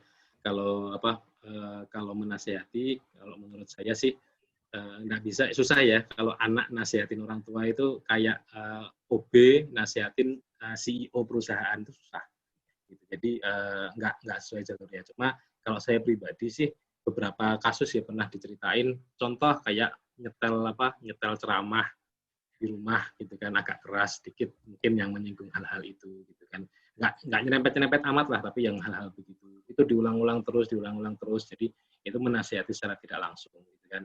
Misalnya kalau pas lagi perjalanan sama bapak ibu misalnya naik mobil gitu, nyetel ceramahnya terkait dengan ya tentang keluarga begitu kan, tentang fitrah istri suami, kewajiban suami istri dalam Islam seperti apa gitu kan, kewajiban istri untuk patuh, betapa ridho suami itu adalah hal nomor satu yang wajib istri usahakan gitu. Jadi memang seperti itu. Jangan kita yang ngomong gitu. Kita walaupun ya saya ingat ceritanya ulama siapa ya? Ulama tabiin kok, itu ulama besar sekali. Bahkan ibunya nggak percaya sama dia. Dia minta fatwa ke ustadz lain yang itu sebenarnya murid-muridnya anaknya. Tapi karena memang ya tadi kalau anaknya yang ngomong, walaupun dia itu ustadz, walaupun ulama besar, ya anaknya gitu. Anak yang dulu bandel, yang nakal dan sebagainya itu nggak level ngomong sama saya, nggak level nasihatin saya gitu. Karena ya tadi gitu. Jadi seringkali begitu. Itu makanya nasihati tidak langsung, terus kemudian doakan gitu. Selebihnya bersabar gitu. Nggak mudah memang, karena memang ya tadi mudah-mudahan itu jadi jalan pahalanya kita semua. Jadi pahala kita untuk bersabar gitu kan, pahalanya bapak ya yang jadi subordinat ibu tadi untuk bersabar juga, semoga gitu. Nanti yang dikembalikan gitu insya Allah hatinya enak gitu. Jadi nggak stres gitu. Itu mungkin Bunda ada tambahan. Mungkin kalau dari saya terkait dengan ini ya, apa yang kita berfokus kepada apa yang bisa kita upayakan gitu ya. Mengubah orang lain tentu nggak bisa, apalagi orang tua. Kita hanya bisa mendoakan. Kemudian ya mungkin ngobrol dari hati ke hati. Kalau misal memang karakter orang tuanya bisa diajak ngobrol begitu ya. Kalau enggak ya cukup doakan saja begitu ya. Kemudian apa yang bisa kita upayakan adalah apa yang memang terjangkau dari diri kita. Misalnya memang kita tinggal dengan pasangan, tetapi tinggal dengan orang tua yang ibunya begitu tadi ya. Nah, kemudian yang harus diperhatikan adalah bagaimana kemudian meskipun kita tinggal dengan orang tua, kita tetap punya negara sendiri di rumah itu gitu loh. Perkara-perkara yang memang seharusnya diputuskan oleh kita sendiri, ya kita putuskan sendiri sebagai sebuah entitas keluarga seperti itu. Dan itu bisa pelan-pelan didialogkan dengan orang tua. Bagaimana kemudian pada keputusan-keputusan vital dari sebuah entitas keluarga kecil kita itu ya mestilah memang menjadi kemerdekaan dari kita sendiri gitu. Satu lagi, ketika memang kita tinggal dengan orang tua, tapi yang nuwun sewu ya, dalam tanda kurung toksik gitu ya. Sedangkan kita punya anak, nah kita yang memang harus lebih hati-hati di situ. Itu karena anak itu menyerap apa yang ada di sekitarnya. Kita harus menjaga itu. Kalau masih benar-benar bisa diupayakan kita tinggal sendiri, berpisah rumah, itu lebih baik. Benar-benar itu lebih baik. Seperti itu. Atau misalnya berdekatan tapi tidak satu rumah gitu. Itu seminimalnya. Misalnya memang kita harus punya kewajiban menjaga orang tua sudah sendiri atau sudah sepuh, sakit gitu ya. Tapi nuwun sewu toksik gitu ya. Nah, itu ya bagaimana kemudian kita menjaga anak kita agar tetap sehat dalam tanda kurung ya, sehat secara pengasuhan gitu. Karena apa yang dilihat anak kalau kurang baik dia juga akan mencontoh gitu. Jadi yang harus kita perhatikan adalah apa yang ada di circle terkecil kita gitu. Terima kasih Bunda dan juga Ayah atas jawabannya. Ini kita beralih ke pertanyaan dari temennya Bunda nih. Dari Mbak Mutiara Ciptasari. Halo Mbak Iva, kita teman satu angkatan dulu pas SMP. Iya benar. Ya, Alhamdulillah malam ini senang banget bisa ketemu berbagi ilmu di luar biasa. Saya seorang single parent, gimana caranya mengembalikan kepercayaan diri untuk diri sendiri dan untuk membuka hati dan coba memilih pasangan karena pernah merasa dikhianati. Silakan. Ya, ini harusnya Bunda yang jawab ya, tapi malah saya nyuruh jawab. Jadi ya apa namanya, memang tidak mudah ya kalau memang ada trauma psikologis, itu memang tidak mudah. Cuma apa, untuk membangkitkan kepercayaan diri sebenarnya juga sebenarnya single parent itu apa ya, memang ini ya suatu kondisi yang unik ya. Kalau saya pribadi sih banyak yang terbantu ketika memang punya komunitas gitu. Komunitas yang solih ya, komunitas yang bisa saling mengingatkan gitu, atau mungkin juga punya teman dekat yang memang sama gitu, sama-sama single parent, sama-sama untuk menguatkan, itu akan lebih mudah gitu. Jadi itu teknisnya sih apa,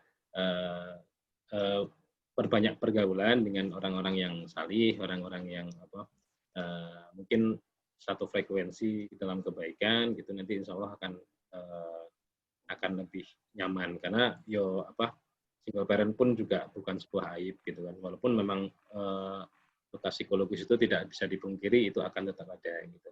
Nah, bagaimana untuk membuka hati lagi, nah itu kan memang itu bahasanya perempuan ya, cuman saya pribadi sih kondisional, karena memang perempuan itu relatif lebih tahan untuk sendiri ya dibandingkan laki-laki gitu. Kalau laki-laki wis bingung gitu ya kalau sendiri seperti itu. Nah, makanya memang tidak mudah. Saya cuma saya ingat banget ini beberapa waktu sebelumnya itu saya sering baca quote itu yang terkait dengan ada quote gini, what you heal in yourself, you heal in your family line. Artinya jangan ketika memang ada luka psikologis dalam diri kita gitu, jangan dibiarkan, sembuhkan gitu. Apapun luka psikologisnya, mulai dari luka pengasuhan orang tua kita dulu gitu kan, mungkin kita pernah diapain sama orang tua, mungkin kita ada yang tidak berkenan dengan beliau-beliau semua, atau luka karena suami dikhianati, ditinggalkan gitu kan, dibohongi dan sebagainya, sembuhkan. Karena kalau belum sembuh, kasihan anak-anak kita, karena luka itu akan nular ya istilahnya. Kita akan parenting mendidik anak-anak dengan luka gitu, dan itu kasihan anak-anak. Jadi dan kita sendiri juga kasihan gitu. Jadi contoh Ustadz Salim Afilah itu pernah ngasih analogi yang bagus ya.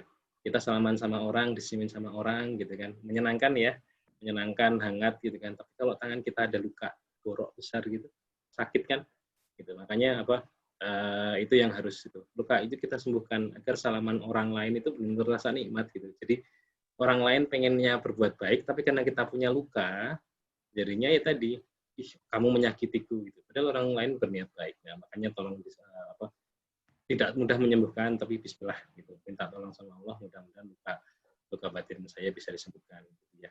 Nah, ini menurut saya juga perlu dibahas dalam sesi khusus. Ini penting sekali ya, luka pengasuhan gitu. Karena saya pribadi juga mengalami, saya juga pernah ikut workshopnya dengan Ustaz Asep Herul Ghani dan sebagainya, itu psikolog ya. Itu luar biasa, itu penting sekali, karena banyak sekali orang-orang yang akhirnya jadi toksik untuk diri sendiri maupun untuk keluarganya, untuk pasangannya, gara-gara punya luka pengasuhan. Walaupun dia soleh, walaupun dia solehah gitu, ternyata luka pengasuhan itu sangat-sangat toksik. Makanya mungkin mudah-mudahan ada kesempatan lain untuk kita bahas lebih dalam soal itu. Gitu, Bun. Kalau dari saya mungkin ini ya, menjadi single parent sekarang bukan sesuatu yang tabu begitu ya. Banyak kok single parent yang hebat gitu ya. Dan kita bisa berkaca dari mereka begitu ya, bagaimana ada kisah seorang ibu yang besarkan 10 atau berapa anaknya yang semuanya jadi gitu ya.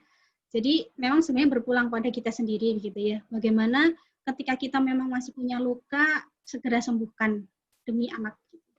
Karena bagaimanapun pengasuhan yang sehat itu datang dari ibu yang sehat. Sehat secara fisik juga sehat secara psikologisnya begitu ya. Kalau masih ada luka, sembuhkan.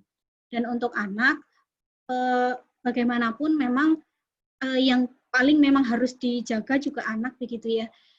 Jadi jangan sampai anak itu kehilangan figur ayah gitu. Ya apapun permasalahan yang pernah dihadapi dengan mantan suami begitu ya. Kalau memang masih bisa akur demi anak, usahakan gitu. Karena bagaimanapun ayah itu tak tergantikan begitu ya. Seperti itu. Dan juga ketidakhadiran ayah mungkin dengan ayah kandungnya ketemu misal seminggu sekali atau 2 minggu sekali. Tetapi kalau tapi anak itu butuh figur ayah dalam kesehariannya. Nah, itu bisa didapat dari keluarga terdekat, misalnya kakeknya begitu, atau omnya seperti itu. Bagaimana kemudian penting sekali, apalagi ketika anaknya laki-laki begitu ya, itu penting sekali ada figur ayah di dalam keseharian anak. Jadi agar tumbuh fitrah ke maskulinitasnya itu tetap terjaga begitu ya. Sembari tetap terus didekatkan dengan ayah gitu. Bagaimanapun anak itu memang butuh sosok ayah begitu ya. Jadi ya dan juga ini dengan keberadaan sosok laki-laki di keluarga kita itu bisa membantu kita untuk bagaimana anak ini tidak kehilangan figur ayah. Gitu. Bisa dari ayah kita atau adik kita yang cowok atau kita punya kakak cowok gitu. Seperti itu. Bisa didekatkan gitu. Yang penting anak itu jangan sampai kehilangan sosok figur laki-laki dewasa, ayah gitu, sebagai ya tempat role model maskulinitas seperti itu. Dan yang terutama tadi sih bagaimana meningkatkan kepercayaan diri. Ya itu tadi sih apa yang dikatakan Dr. Adit, kita bisa ini ya lebih banyak teman yang memang dengan perjuangan yang sama, single parent yang memang luar biasa, tidak sedikit, ada banyak di luar sana gitu ya, bahwa memang single parent bukan sesuatu aib. Single parent bahkan bisa menjadi influencer, bisa menjadi woman yang punya power besar ketika dia bisa menginfluence yang lain begitu ya, bahwa meskipun sendiri bisa kok gitu berdaya, bisa kok membesarkan anak dengan baik gitu, bisa kok menjadi teladan orang-orang di luar sana meskipun sendiri, tapi bisa menjadi inspirasi bagi banyak orang gitu. Dan insya Allah Mutiara bisa. Semoga Allah mudahkan ya Bunda Ayah semua dalam berjuang. Kita beralih ke pertanyaan yang rada panjang. Masih boleh, Bu? Ini masih ada 2 pertanyaan, nggak apa-apa? Nggak apa-apa. Oke. Dari Bunda Tisa, beliau dari Bandung. Bagaimana caranya kita bisa memahami pasangan satu sama lain? Untuk kondisi sekarang, kebanyakan kasus perceraian gara-gara ekonomi. Bagaimana untuk menghindari kasus tersebut? Terima kasih, Bunda dan Ayah. Kalau dari saya, kunci yang paling hemat, paling nggak keluar biaya, itu adalah ngobrol. Semakin kita banyak ngobrol, semakin kita mengenal pasangan kita, begitu ya. Banyak pasangan-pasangan yang kok nggak kenal ya, sama suami sendiri ternyata nggak kenal, oh ternyata dia begini, ternyata dia begitu. Kita hanya selama ini bermain persepsi ya, oh kayaknya suamiku sukanya ini deh, oh kayaknya suamiku nggak suka kayak gitu. Nah itu seringkali itu tidak terungkapkan, tidak terkonfirmasi, tidak ditanyakan langsung, benar nggak sih suka ini, benar nggak sih nggak suka itu, seperti itu. Jadi sesuatu apa yang kemudian kita persepsikan suami kita begini gitu ya, harus dikonfirmasi agar itu menjadi sebuah kebenaran. Nah, kemudian kayak suami sukanya digimanain, kayak apa ya bahasa cinta yang diinginkan apa, itu juga harus dikonfirmasi.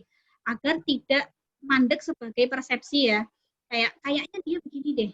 Jangan sampai kemudian mandek sebagai sebuah persepsi. Sehingga apa yang kemudian kita upayakan ternyata tidak ditangkap oleh suami karena ternyata kebutuhannya berbeda begitu ya. Gitu ya.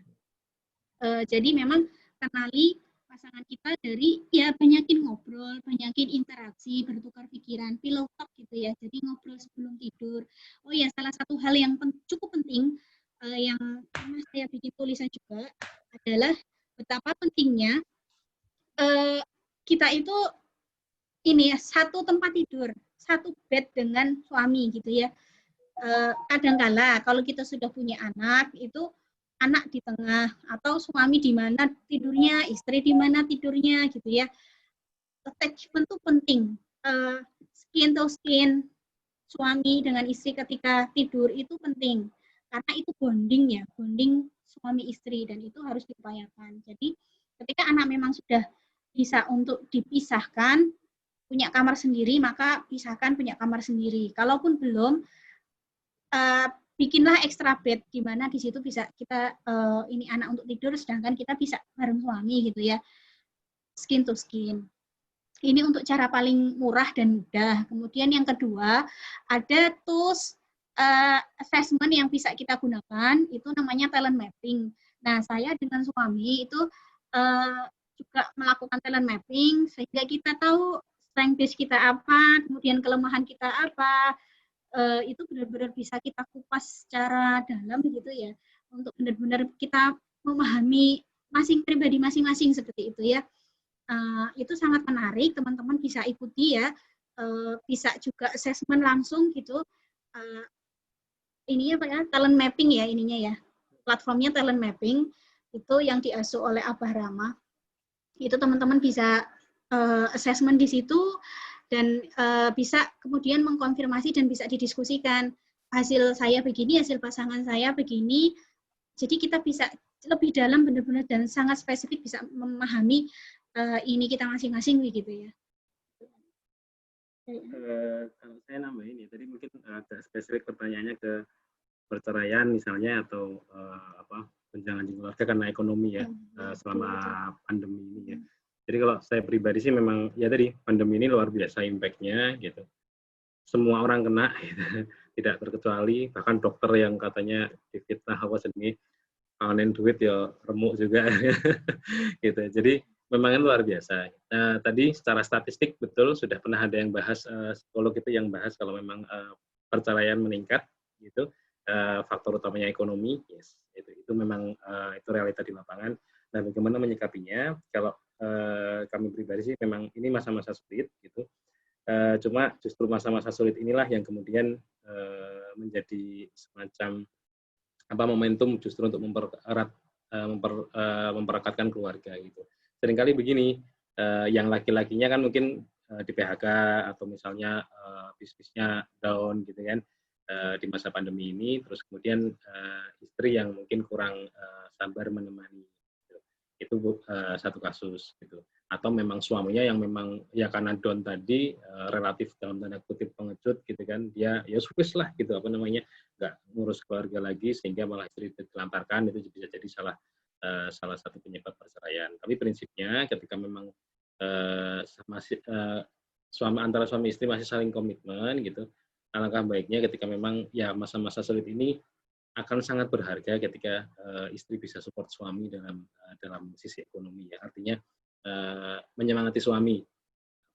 Ya suami sedang down, gitu. Istri percaya, istri membesarkan hati suami gitu kan, walaupun di PHK, walaupun dipecat, walaupun bisnisnya mungkin kolaps dan sebagainya. Disinilah peran istri gitu. Karena luar biasa kalau kita baca banyak orang-orang besar di sana biografinya gitu, ada banyak sekali ada yang fragmen-fragmen dia down kemudian dikuatkan oleh istri, dan itu menjadi perekat luar biasa gitu dalam pernikahan. Contoh mungkin kalau di bisnis ada Dewa Eka ya, Dewa Eka Prayoga itu hancur-hancuran itu punya utang 7, sekian miliar, terus kemudian sakit Guillain Barré sindrom, itu sakit saraf yang sangat langka gitu, yang dia hampir mati tapi istrinya masih tetap setia, masih tetap merawat dan sebagainya, sampai sekarang BWK sesukses ini, sesukses sekarang ini ya, dengan sodakohnya per bulan yang gila-gilaan nominalnya gitu kan. Yaitu ya tadi justru ketika saat rendahnya inilah saat di mana momentum untuk mempererat keluarga.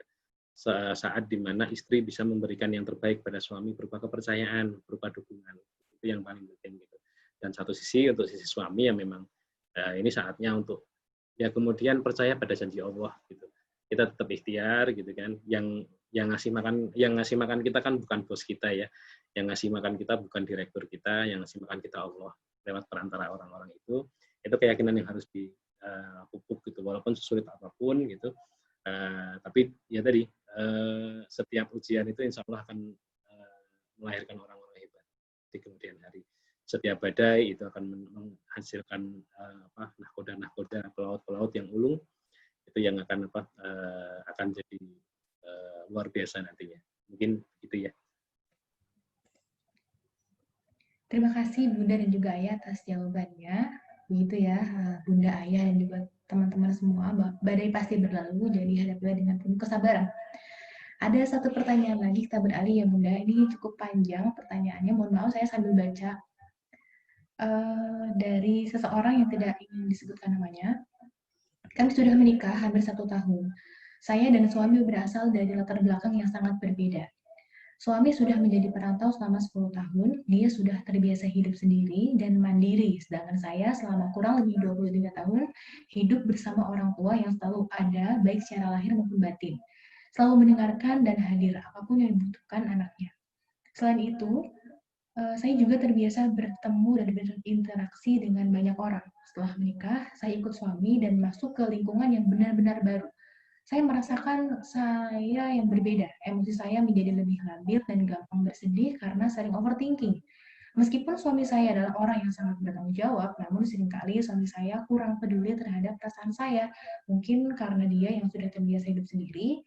Salah satunya sering saya dibilang baper ketika sedang bersedih. Bagaimana menumbuhkan empati antara suami dan istri agar bisa saling menghargai dan mengerti kondisi pasangan. Gitu, Bunda dan Ayah. Terima kasih. Katanya, ya silakan Bunda dan Ayah. Ya, kalau soal perbedaan karakter, perbedaan background, terus kemudian perbedaan ya apalagi usia pernikahannya memang baru 1 tahun ya, itu kan masih tahap penjajakan ya, masih tahap jangankan 1 tahun, kita sendiri usianya sudah 7 tahun pernikahan juga masih saling mengenal gitu.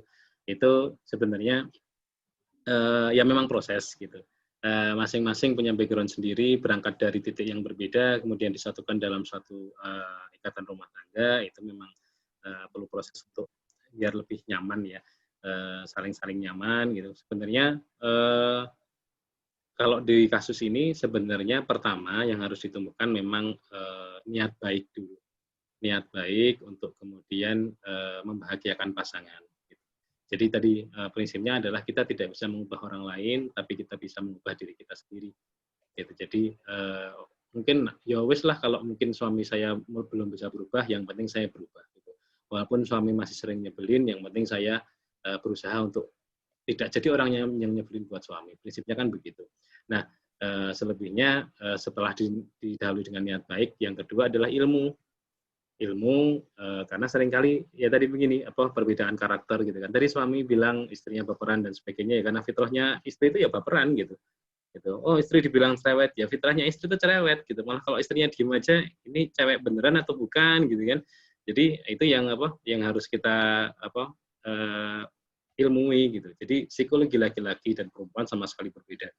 Jadi kita perlu pelajari itu. Ada banyak buku bagus. Ini jadi nyambung ke kemarin ya tentang perpustakaan. Ada buku yang bagus untuk mempelajari ini. Nanti mungkin bisa dipelajari bersama dengan suami. Bukunya John Gray, sangat legendaris. John Gray PhD, namanya pasti familiar. Judulnya Men Are From Mars, Women Are From Venus. Gitu. Itu dengan banyak sequelnya gitu banyak. Terus ada juga buku yang Alan and Barbara Pease yang misalnya judulnya itu Why Men Doesn't Listen, Why Men Don't Listen and Women Can Read and Map gitu kan. Nah itu juga ada. Jadi banyak memang psikologi suami istri itu berbeda sekali dan ketika ilmu itu tidak ada ya susah gitu.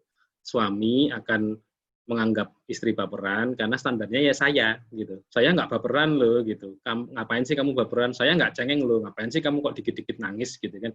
Ya, itu karena standarnya masih saya gitu kan. Dan laki-laki dan perempuan berbeda. Makanya perlu itu ilmu. Jadi dan memang harus pelan-pelan gitu. Apalagi konteksnya suami ya gitu. Ya, egonya tinggi gitu-gitu.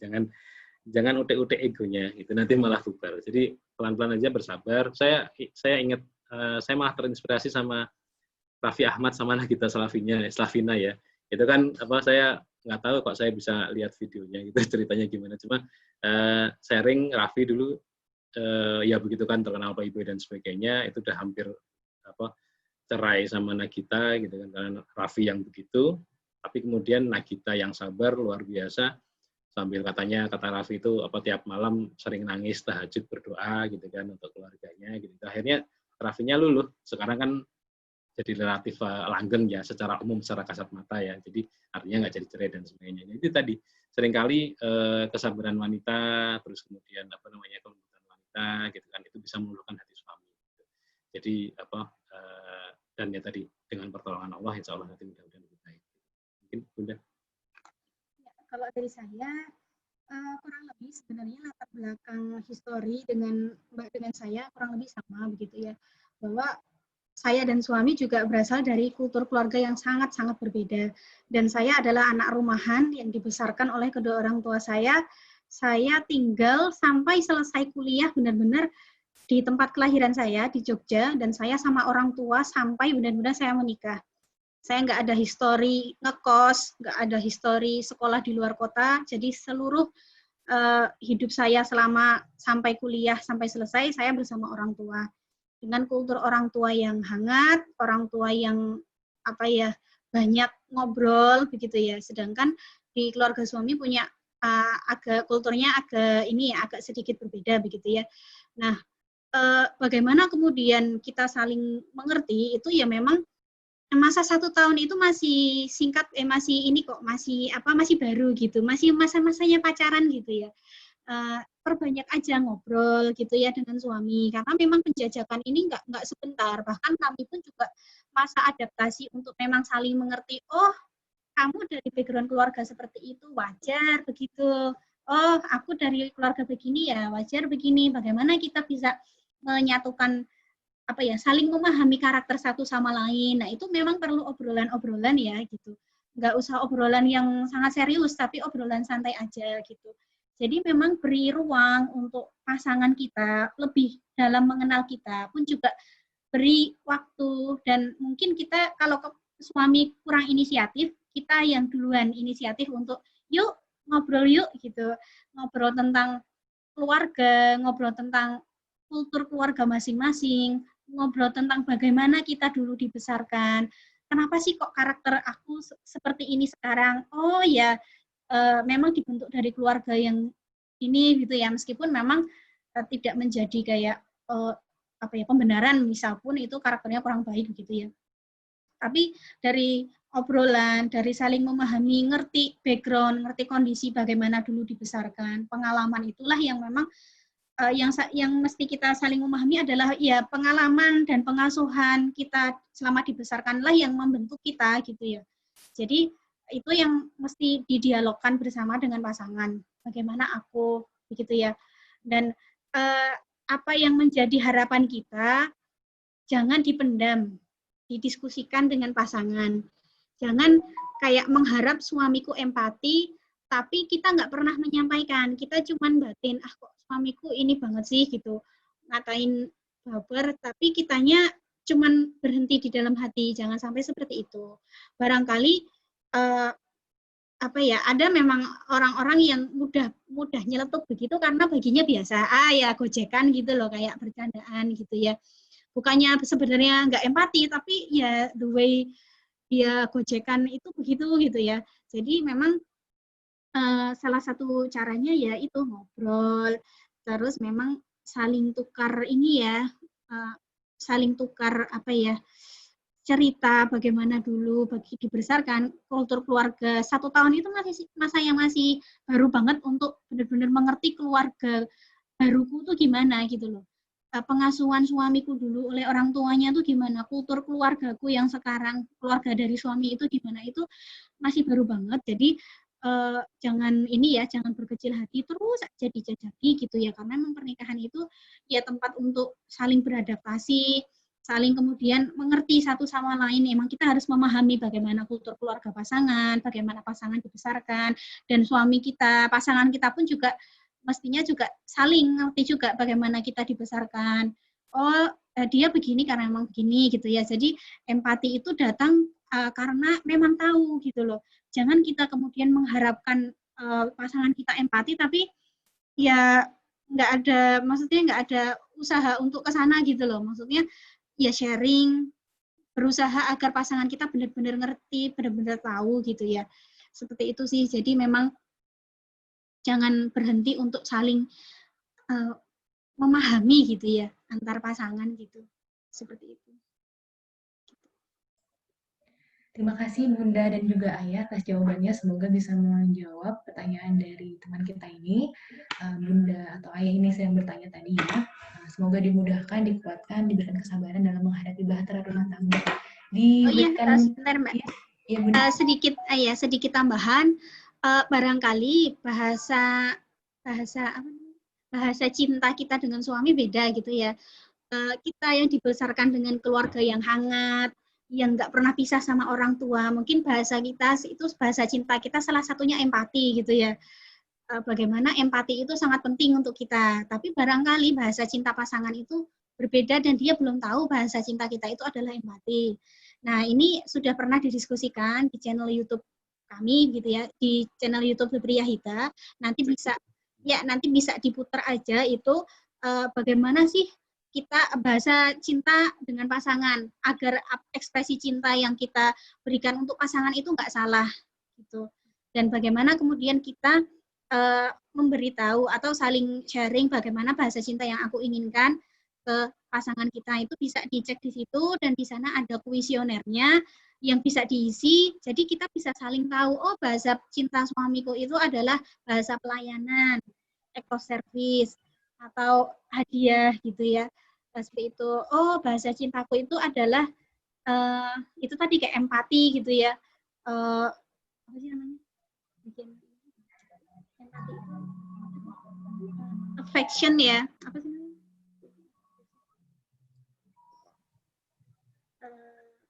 Afirmasi. Nah, bahasa cinta kita afirmasi begitu ya.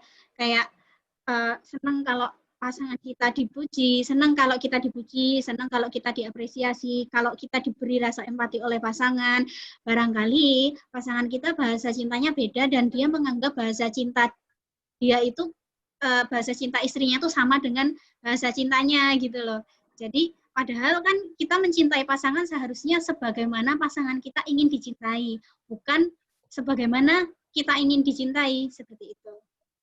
Jadi seperti itu, bisa dicek di channel YouTube-nya, bisa ikuti kuisnya bersama suami juga, ngikut juga, nanti saling sharing hasilnya dan didiskusikan, oh bahasa cintaku begini, bahasa cintamu begini, maka kita bisa saling mengetahui bahasa cinta pasangan kita.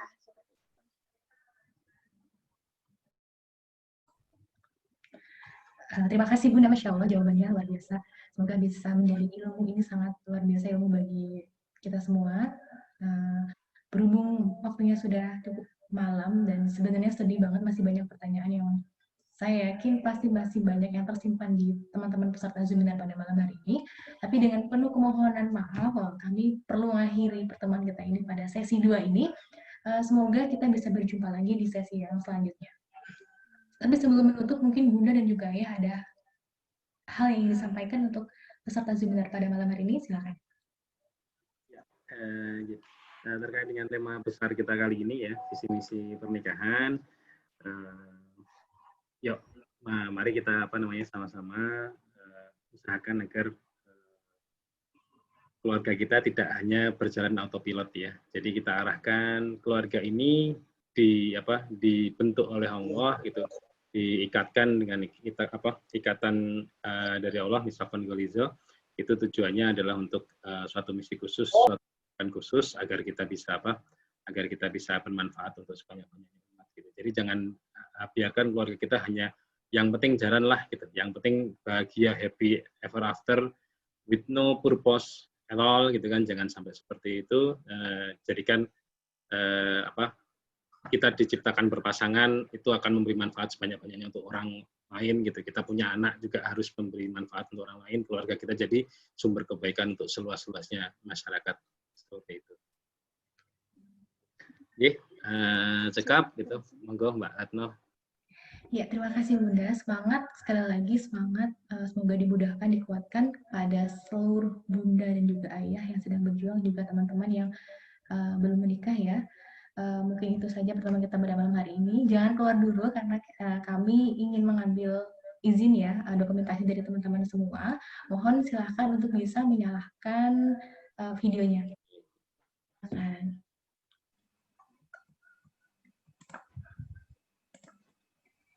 Mari yang belum menyalakan. Ya. Masih dimatikan sama hostnya. Oke, sebentar.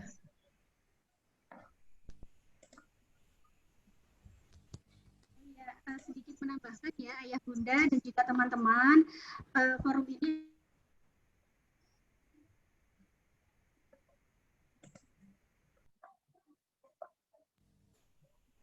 Bunda dan teman-teman yang ingin stay di grup bisa stay ya gitu, nggak keluar grup gitu ya.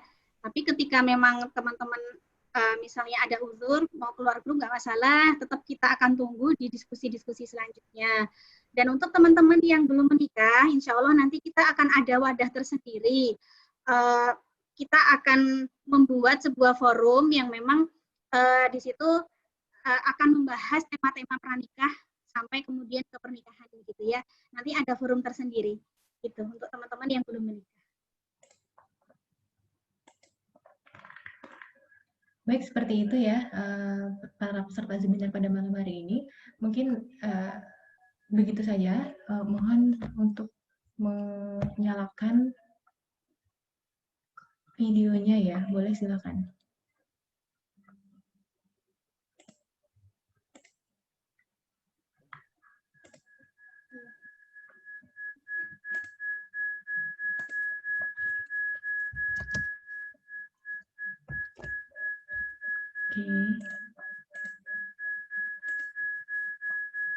Oke, sekali lagi. Saya ambil dokumentasinya ya. 1, 2. Oke. Boleh sekali lagi ya. 1, 2. Yang slide 2, bisa sekali lagi. Silakan dinyalakan. Ayah, Bunda, dan juga teman-teman semuanya. 1, 2. Oke, terima kasih atas antusiasmenya pada malam hari ini. Semoga ilmunya bermanfaat. Selamat melanjutkan aktivitas dan terus berjuang. Padahal kita akhiri pertemuan kita pada malam hari ini dengan mengucap hamdalah bersama. Alhamdulillahirrahmanirrahim. Dan doa pada penutup majelis. Subhanakallahumma wa bihamdika asyhadu an la ilaha illa anta astaghfiruka wa atubu ilaik. Terima kasih Bunda-Bunda semua. Mohon maaf apabila ada kesalahan dan semoga ini bermanfaat. Wabillahi taufiq wal hidayah. Wassalamualaikum warahmatullahi wabarakatuh. Waalaikumsalam warahmatullahi wabarakatuh.